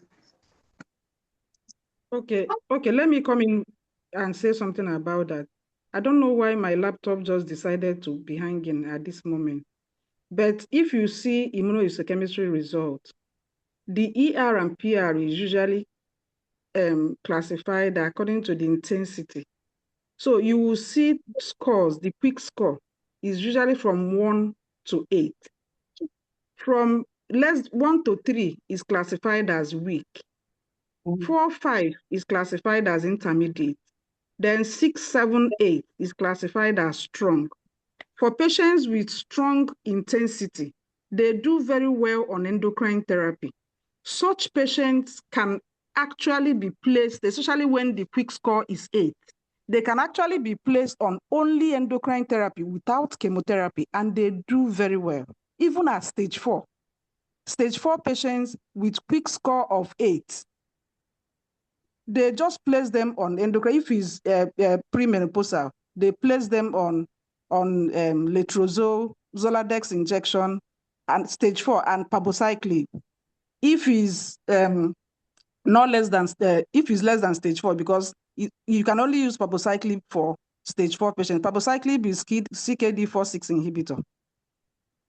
You can only use the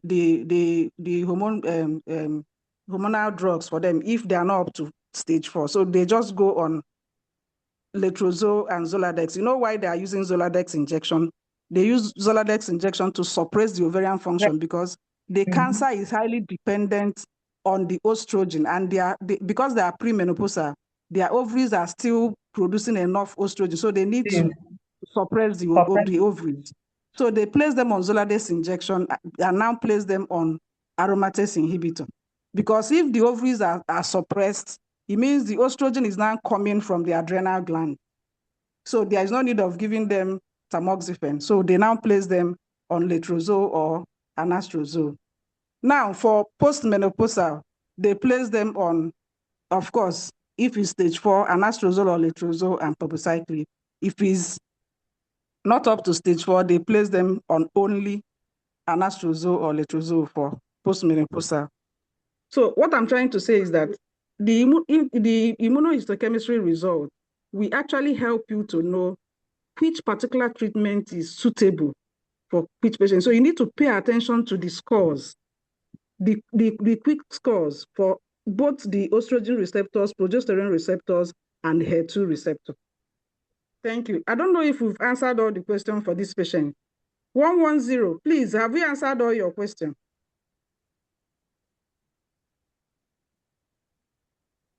Participant 110.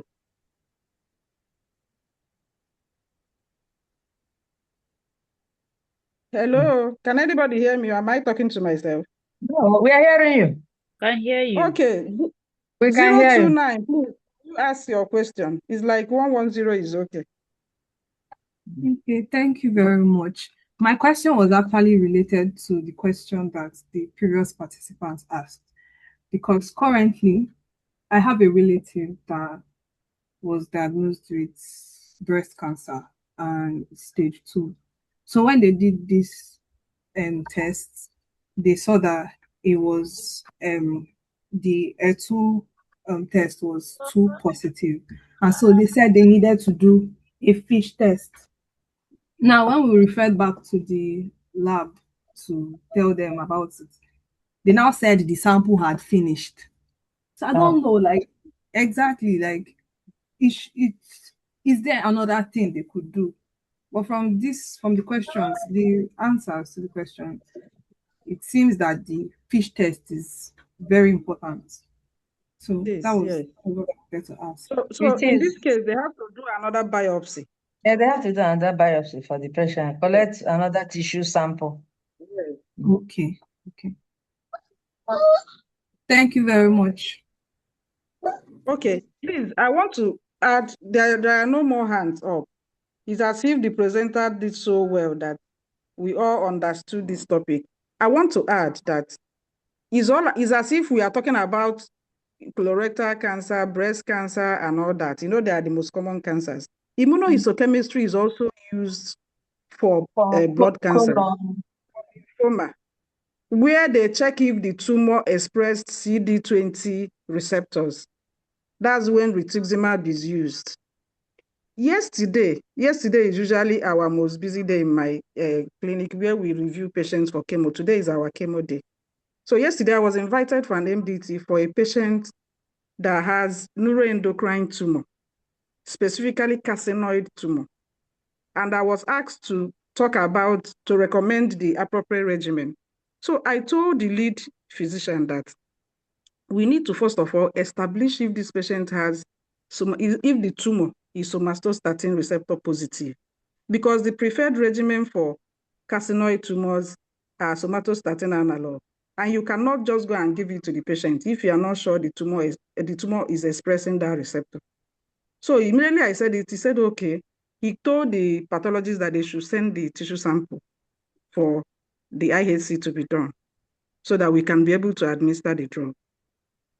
So what I'm trying to say is that when our presenters were talking, they said having knowledge of these diagnostic principles and the parameters, understanding interpretation of these diagnostic results will help you to make recommendations during your multidisciplinary team meetings, because globally, multidisciplinary team approach has been adopted for cancer care.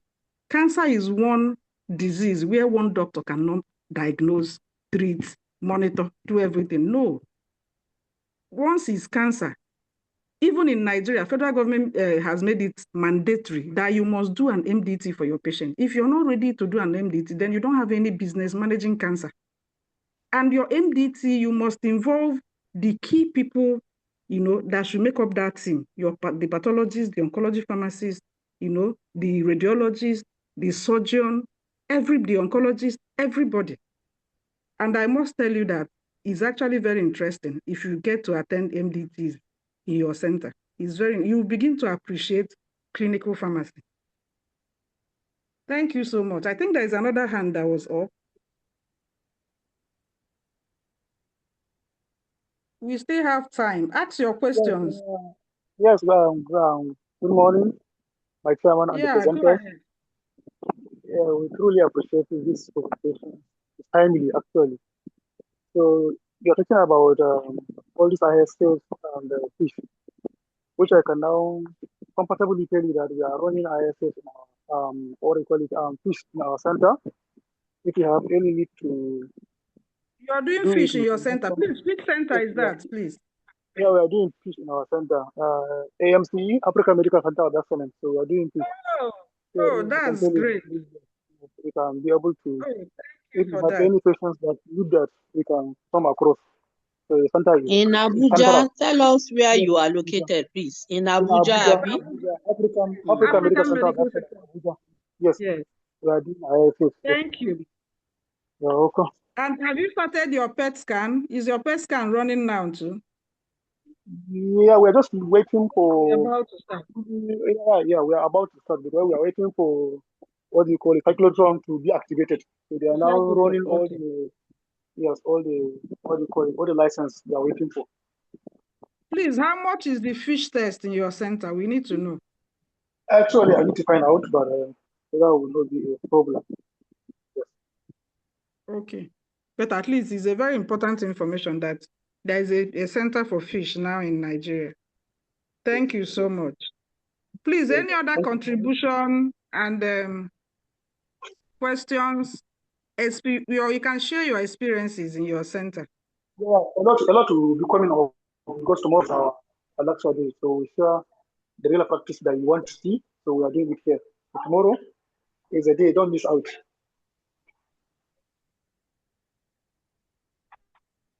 Hello? Hello, can you hear me? Yes, you said what is happening tomorrow? I say yeah. Tomorrow is our day for our session. So tomorrow session we'll talk more about the MDT and what do you call the role of pharmacists and we actually Okay, practice you're that. presenting tomorrow. Oh, Yes, yes, that's good. Okay, yes. Thank you. okay. Thank you. Thank you so much. I think there's a question in the chat. Okay. Participant 068. Okay, can you read it out now so that we can attend to So it? for this case study, isn't there a need for Endocrine therapy. endocrine therapy? That is hormonal therapy. Yes, for the case study. No, they didn't tell us that the No, there patient is is no expected to be. ERO, PRO. We don't have that result, so we can't. So it Because means endocrine therapy it's negative. is only effective in cancer with expression. We don't have that. Hello, for my J, they're asking for attendance. No attendance for today. Okay, today the college has two presentations, one for antimicrobial studies and then one for antimicrobial stewardship and then one for oncology. So it's like the faculty secretary is in the other presentation. She is the one that normally drops the link for attendance. Antibiotic stewardship is her baby. She'll be No, there. Dr. Onodugo is here. Is the Dr. Telma. Okay, that's the secretary. Okay. I'm sure Dr. Onodugo joined with two devices, one for Okay. antimicrobial, I work one for for this oncology. one. Yes. So, any other question and contributions? Yeah, you're Or correct. I Please, have can you 2 throw ears. more light? Yeah, somebody has a Hello. question. I have 2 ears, so I'm listening with my right ear here, listening with my left I ear know there. now. I So God is know. helping us today. Good So you afternoon, are both everybody. ways. I'm both ways, so God will help us. But I listened somehow. I've been going in and out. Ngetunka. But well done. It was a very good presentation for this team. Well done, everyone. Thank you so much. They were asking for attendance, so I was trying to I explain heard that. it. I know that I Dr. heard it. Thelma is right. So we'll do the attendance tomorrow. Please make sure you do your attendance tomorrow. So any other question for my wonderful presenters? Oh, my pioneer chairman, Dr. Ramatu, please go ahead, ma'am. You have the floor. Hello, good morning, and thank you for a very beautiful presentation. This team has done very well.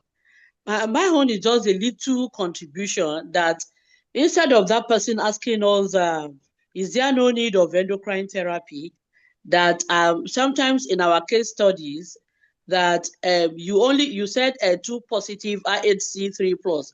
I think it is better to spell it out too. ER negative, PR negative, so that we would know that this person does not really need endocrine therapy, so that it will be full, at least, or you say ER, if the person is, if you say ER positive or PR, negative or PR positive, we know that this person needs endocrine therapy. So maybe in our number one findings, where we put HER positive, we could start with ER negative, PR negative, and then AR positive. That is just my own observation and contribution, so that that person asking that question will not have. We will know that the patient had gone through all, they have elucidated all for the patient, both the endocrine and the progesterone too. Thank you. Thank you. Thank you so much for that wonderful contribution. I want to say something. I want to mention that in Africa, normally we see more of triple negative breast cancers, but the narrative is changing. We are now seeing, maybe because we have access to IHC now, we are now seeing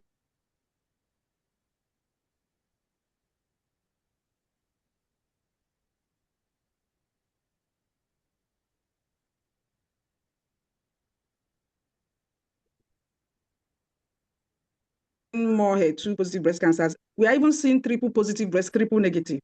Normally, triple negative breast cancers have poor prognosis because there's nothing to target. You cannot use HER2.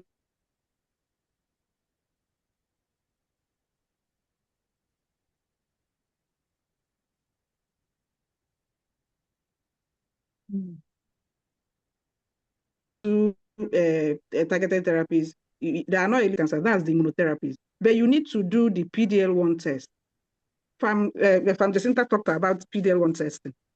If the tumors express PD-L1 test, the patient is eligible to use immunotherapies like pembrolizumab. And the outcome is actually very good for patients that can afford it. The only problem is that immunotherapies are very expensive, but they are very effective for triple negative breast cancers, especially if you started it at neoadjuvant level. One thing with immunotherapy is they do well when you've not removed the chunk of the immune cells in the tumor microenvironment. So if a patient has not done surgery and you give immunotherapies, it's usually preferred to start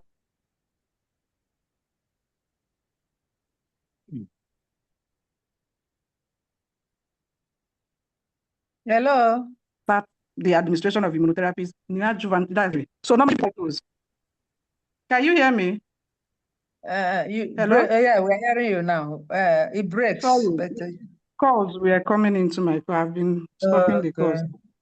So you start the immunotherapy, you give like 3 cycles before surgery to activate the tumor cells. You know what checkpoint inhibitors do. Then you can now do surgery, then you continue. Then you can also do the BRCA1 and BRCA2 gene testing to see if the cells, yes, express the BRCA1 and BRCA2 gene for triple negative breast cancers. If they do, it means that that patient is eligible to take the PARP inhibitors, that's the olaparib. And I want to even inform us that the same company that is bringing the antibody drug conjugate, the Enhertu, AstraZeneca is also bringing in olaparib into the country. Great. So we now have, yes, better options for our patients that yes, can. this is wonderful. I hope they'll put it under NCAP. CHF. We will fight for that. That's another thing. Yes, plus the cost. Hello, can you? If they can also do like Roche has done and incorporate it into NHIA, it will be wonderful. NHIA, yes. Maybe one step Chairman, at a time. please, where can we get pembrolizumab? Which company has pembrolizumab readily available? Pembrolizumab is MSD.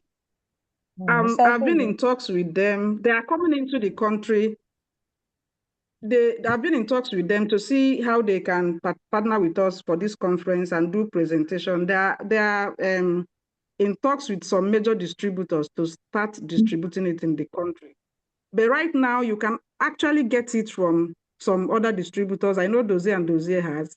I know Blue Watt has. And some The other origin as the companies.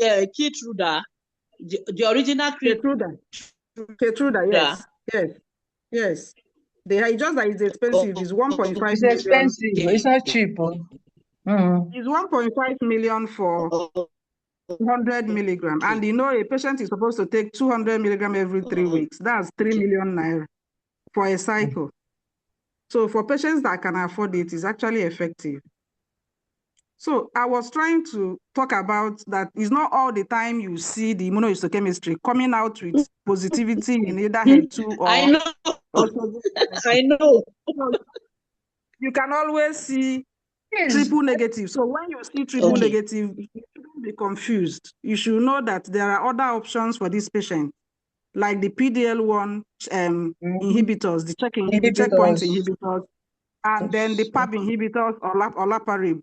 That's when the patient has tested the BRCA1 and BRCA2 gene testing, and then yes, and the PDL1 test. So that's the point I wanted to make.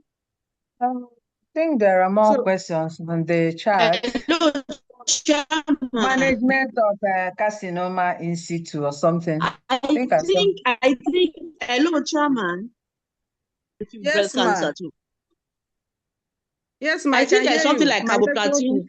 Yes, carboplatin does Okay. very well for triple negative breast Okay, yes, cancer too. for triple negative breast cancer, the Yes. preferred regimen is actually platinum-based regimen. That's carboplatin-based. So carboplatin-based regimen, you combine with the taxanes, either docetaxel and paclitaxel.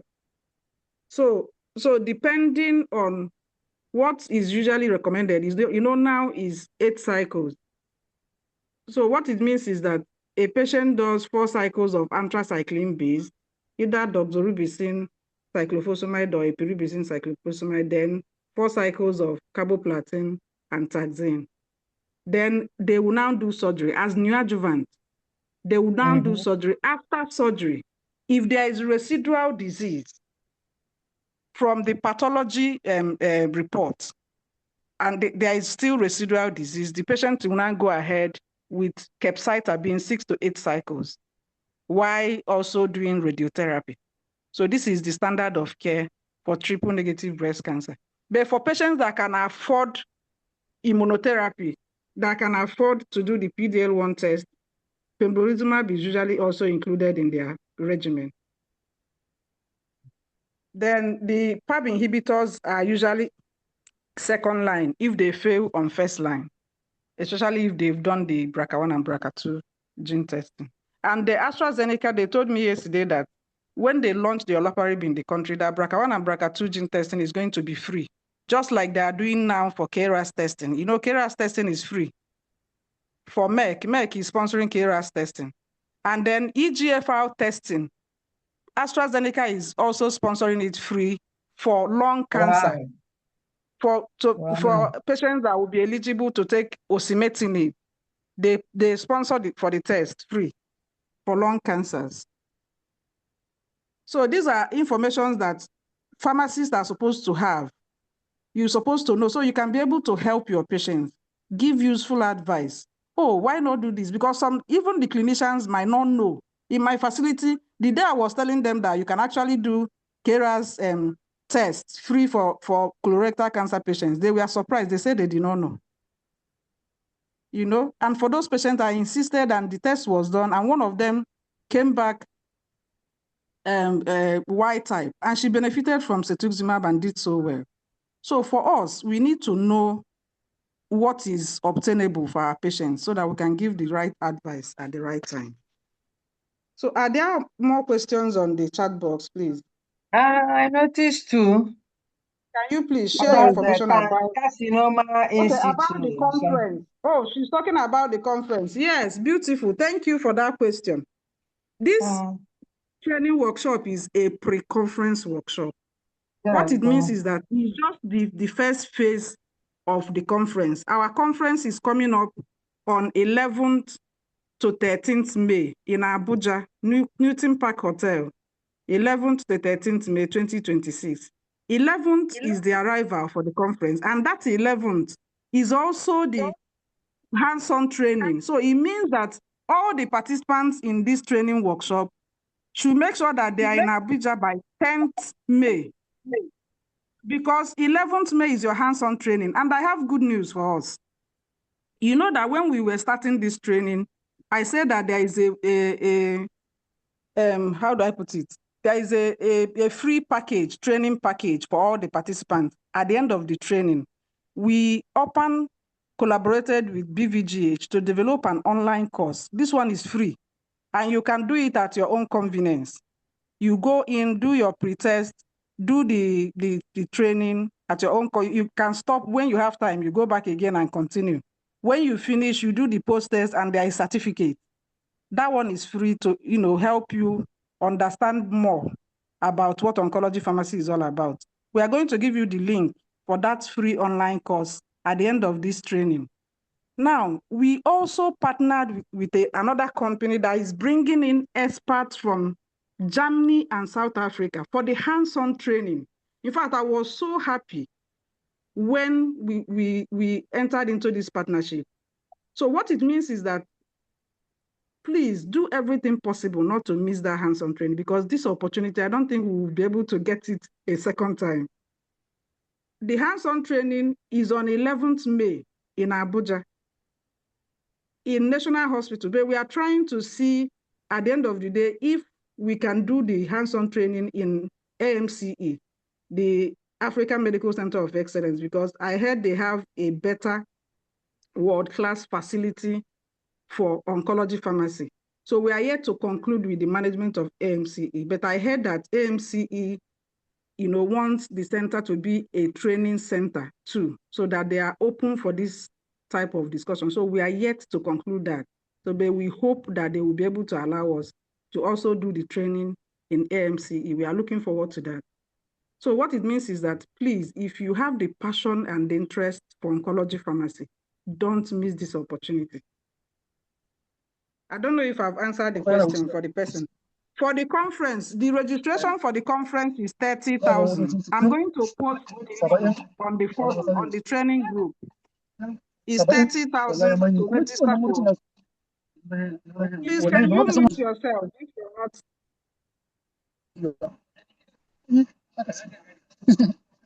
Mute yourself if you're not the one talking, please. So registration for the conference is 30,000. I'll post the link for registration. Hello? Chairman. Yariasha, please mute yourself.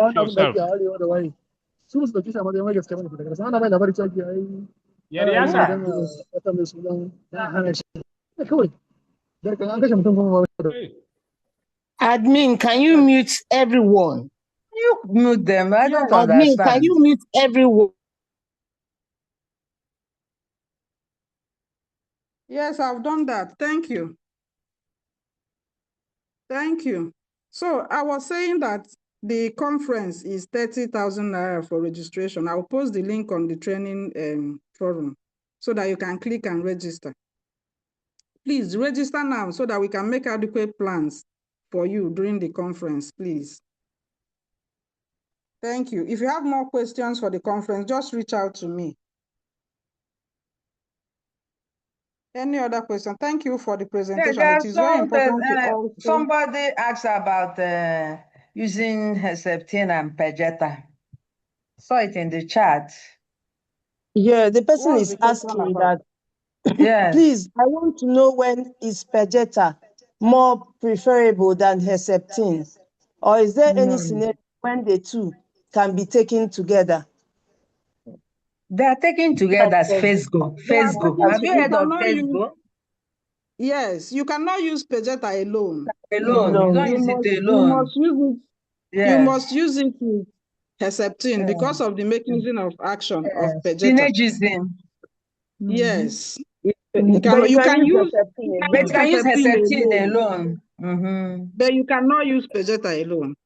No, you can't use it alone. the combination therapy, the Herceptin and pertuzumab, Herceptin focuses on the HER2, while pertuzumab focuses on HER3. You know, HER2, HER3, they form a dimer to activate the receptor before the signaling pathway will be activated. So blocking the two is synergistic. So what normally happens is that the combination Herceptin Perjeta is the standard of care now. Yes. For HER2 positive breast cancer, no longer single blockade. Herceptin Perjeta is dual blockade. Why Herceptin is single blockade? So, but what we normally do in my center is, you know, Phesgo is expensive. Loading dose of Phesgo is over 2 million.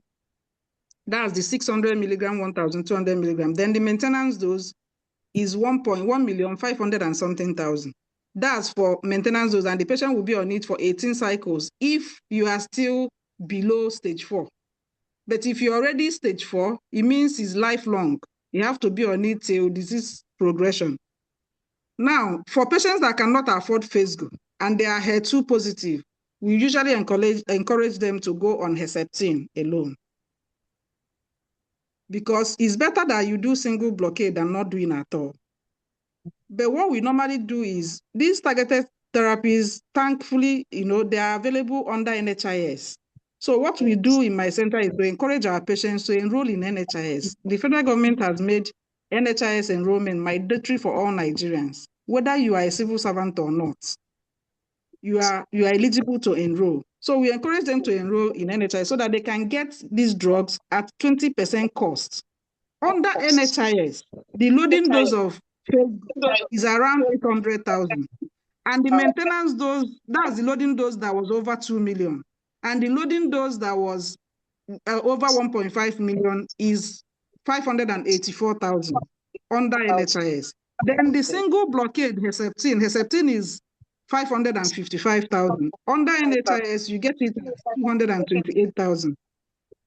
So you can see that encouraging your patients to enroll in NHIS is the game changer. That's the only way they cannot abandon their treatment, you know, along the way. They will be able to complete the treatment and get a better outcome. I don't know if I've answered the question. You have. There's another question. Yeah, cancer, carcinoma in situ. Okay, carcinoma is, can you read it? Just read the question for me. Please, can you throw more light on diagnosis and treatment of carcinoma in situ? Oh, carcinoma in situ, is the, you know, when we talk about early detection, that's carcinoma in situ. Because at that point, surgery alone can actually achieve cure for that patient. Because the cancer is still very much localized. It has not, you know, gone beyond the membrane. But the problem is that most patients don't come. You see, I've seen only one carcinoma in situ since I started practice. And we were excited the day we saw it. See everybody in the team very happy for the patient. The patient was even wondering, why are we happy that they said she has cancer and we are rejoicing. We were happy because she came early.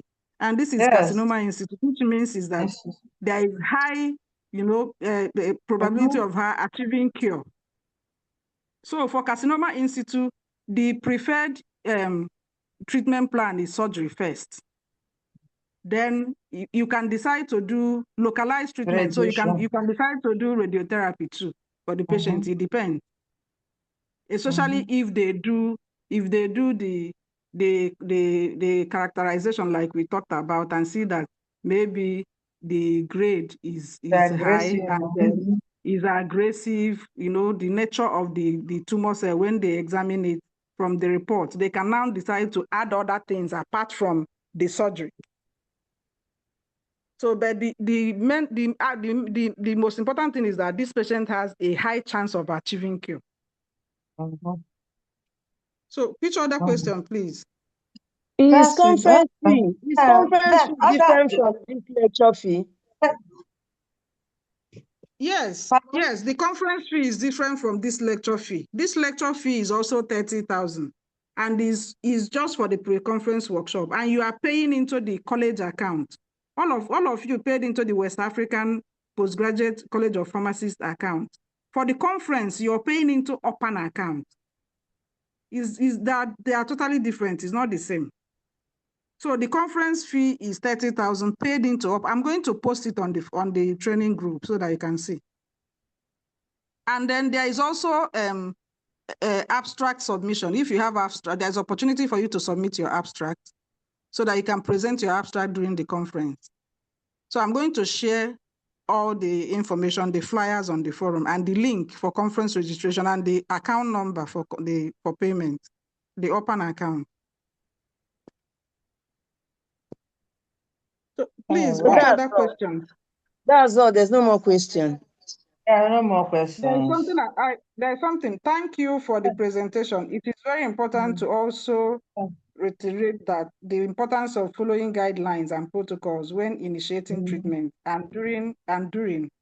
I also believe we pharmacists should get familiar with protocols. Example, NCCN, NHS. Thank you once again.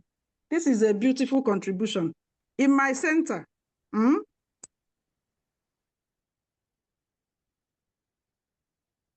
Hello. Hello. we don't joke with NCCN guideline, maybe because major review recommend. So NCCN guideline, in fact, last week, one doctor, this patient that has neuroendocrine tumor that invited me, the senior registrar with that team called me when the histology report came out. She called me on phone and said, that the histology report for that their patient is out and this neuroendocrine tumor, carcinoid tumor, that she's looking at NCCN guideline and she's confused. She seems not to see where the carcinoid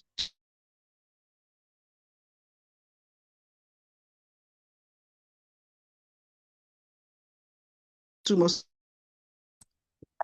So I gave her, but apparently she couldn't come up with anything meaningful.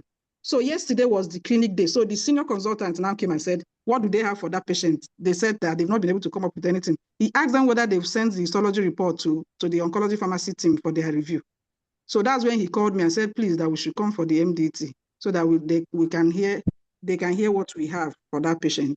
So familiarizing yourself with NCCN guideline is very important. You must know how to use it. That is where you will see the preferred regimen for your patients. Category 1, preferred regimen. Then if the drugs on the preferred regimen they are not available, you can also see the alternative regimen. And then the NHS, he mentioned, that's UK NHS.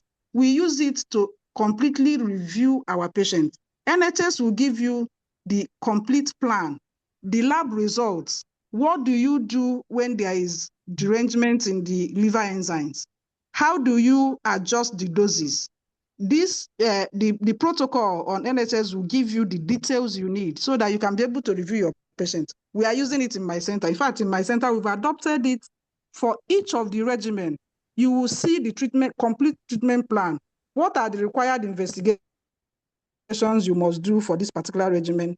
How do you assess the results for this particular patient that is on this particular regimen? If a patient is on cisplatin and the GFR has dropped from 80 to 55, what do you do? How many % reduction are you going to do on the calculated dose? This is what you get when you look at the protocol.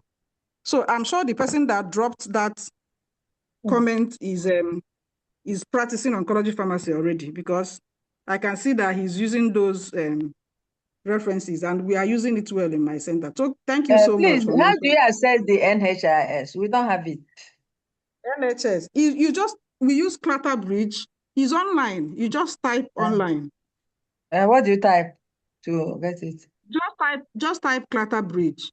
Then you will see it will come out. Then you will see where you will put the regimen. For instance, if a patient is taking paclitaxel carboplatin, maybe for, let's say for ovarian cancer patient that is on paclitaxel, you can even see SACT protocols. You see different protocols for different diseases. For different diseases, you see breast cancer, you see all the protocols for breast cancer. If you click on any regimen, it will open up and give you the pre-meds, give you the doses, Then the even counseling points for the patient, side effect profile, give you the complete treatment plan, including the required investigations and how to, yes, it's there. That's what we use to review patients in my center. Okay. It's Thank actually you. very interesting when you do it. Most of the interns, when they come to my I'll unit, take they you don't want up to on leave. it. I need more of it, yeah. Thank you. Thank you so much. Please, do we have more questions? If we have time during the hands-on, I plan for us to do some of the reviews like this during the hands-on, see how we can get real life results and then use those protocols and review a patient. We'll do simulation. So let's see how it goes. Please, I hope to see all of you in Abuja. Thank you. Any other question? Please help me check the chat box. It's like they prefer the chat box. Is the conference mandatory for everyone attending this lecture? Will I use the word mandatory? I I don't said want to highly use the word. recommended. Thank you. Highly recommended. Because during the conference, what you stand to benefit during the conference, you cannot even begin to imagine. Let me tell you, there is networking, number one, because in this field, in this oncology pharmacy field, you need mentorship. It's during the conference that you meet people and, do your networking. Then during the conference, we are launching for the first time what we call Open Harmonized Oncology Pharmacy Manual. If you're interested in practicing oncology pharmacy, make sure you have that book when it's launched. That book will give you the confidence you need to be able to set up a functional oncology pharmacy in your center. That book will give you all the SOPs you need for each phase, for each stage, for each subunit in oncology pharmacy.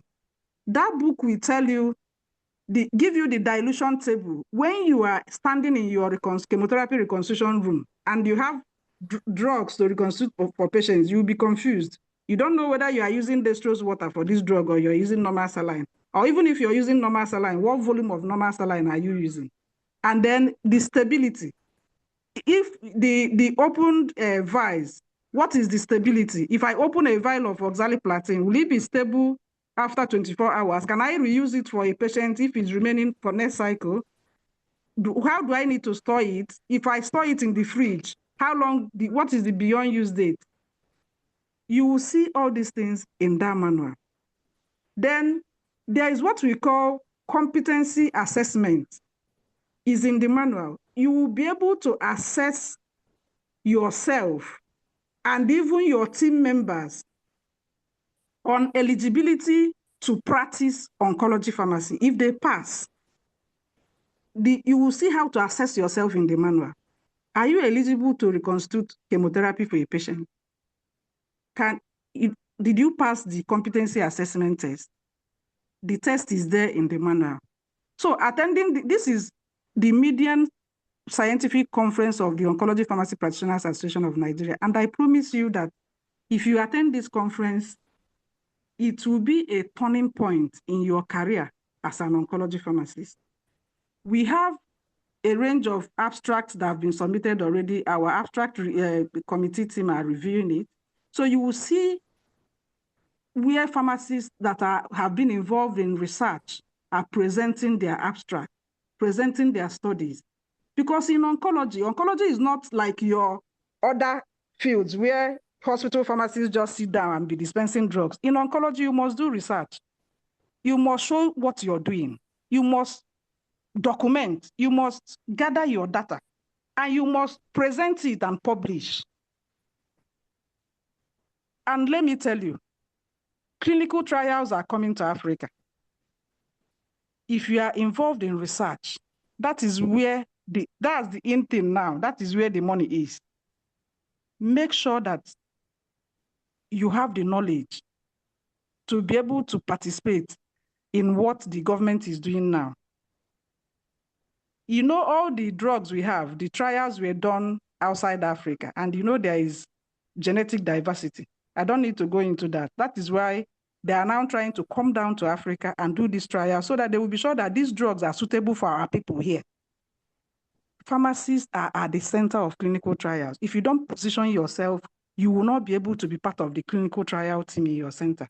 Please make sure you attend this conference. 30,000 naira is we try to bring down the conference fee to make it very affordable because of this pre-conference too, because we know that if you participate in this pre-conference, you're paying 30,000, then the conference 30,000. We try to bring it down so that the fees will not be much. When I saw the fees for the oncology nursing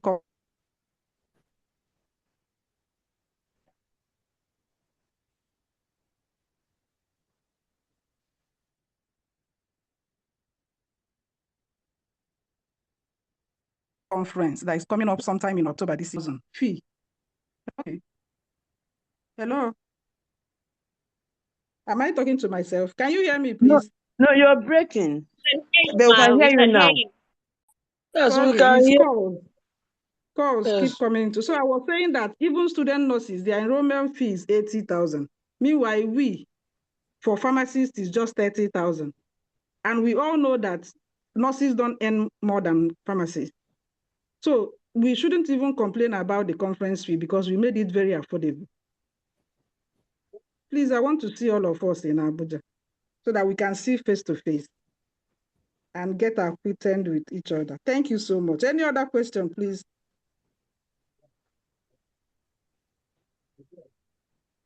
Priska, any other question? No, no more question. Yes, I have a question. I have a question. Sorry. I typed up the Clatter Bridge, but it's a hospital that came up. It's a hospital, yes. Okay, so in the hospital, I can get. Yes, it's a hospital in UK. You can also type NHS. It's a hospital, yes.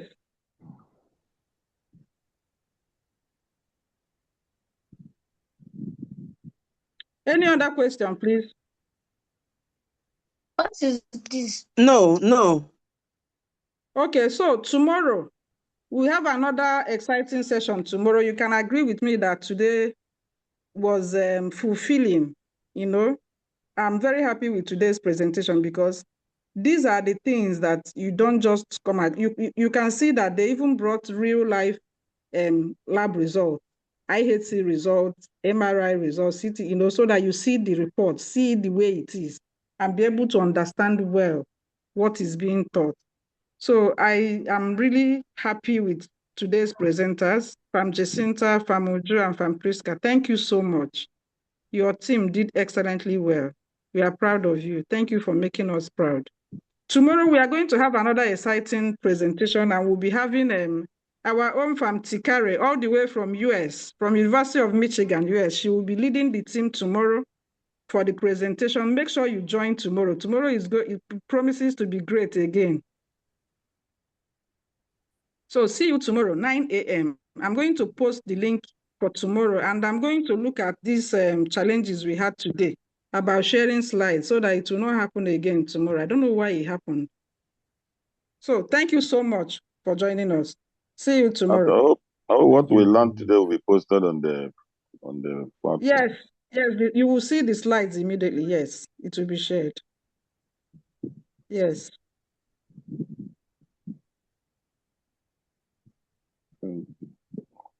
Okay, bye everyone. Thank you, Bye. Ma. Bye. Bye, everyone. Bye. See you Bye. tomorrow. Bye. And see you Bye. in Thank you. Abuja 11th for the hands-on training. You buy my ticket for me, Joma. Bye-bye.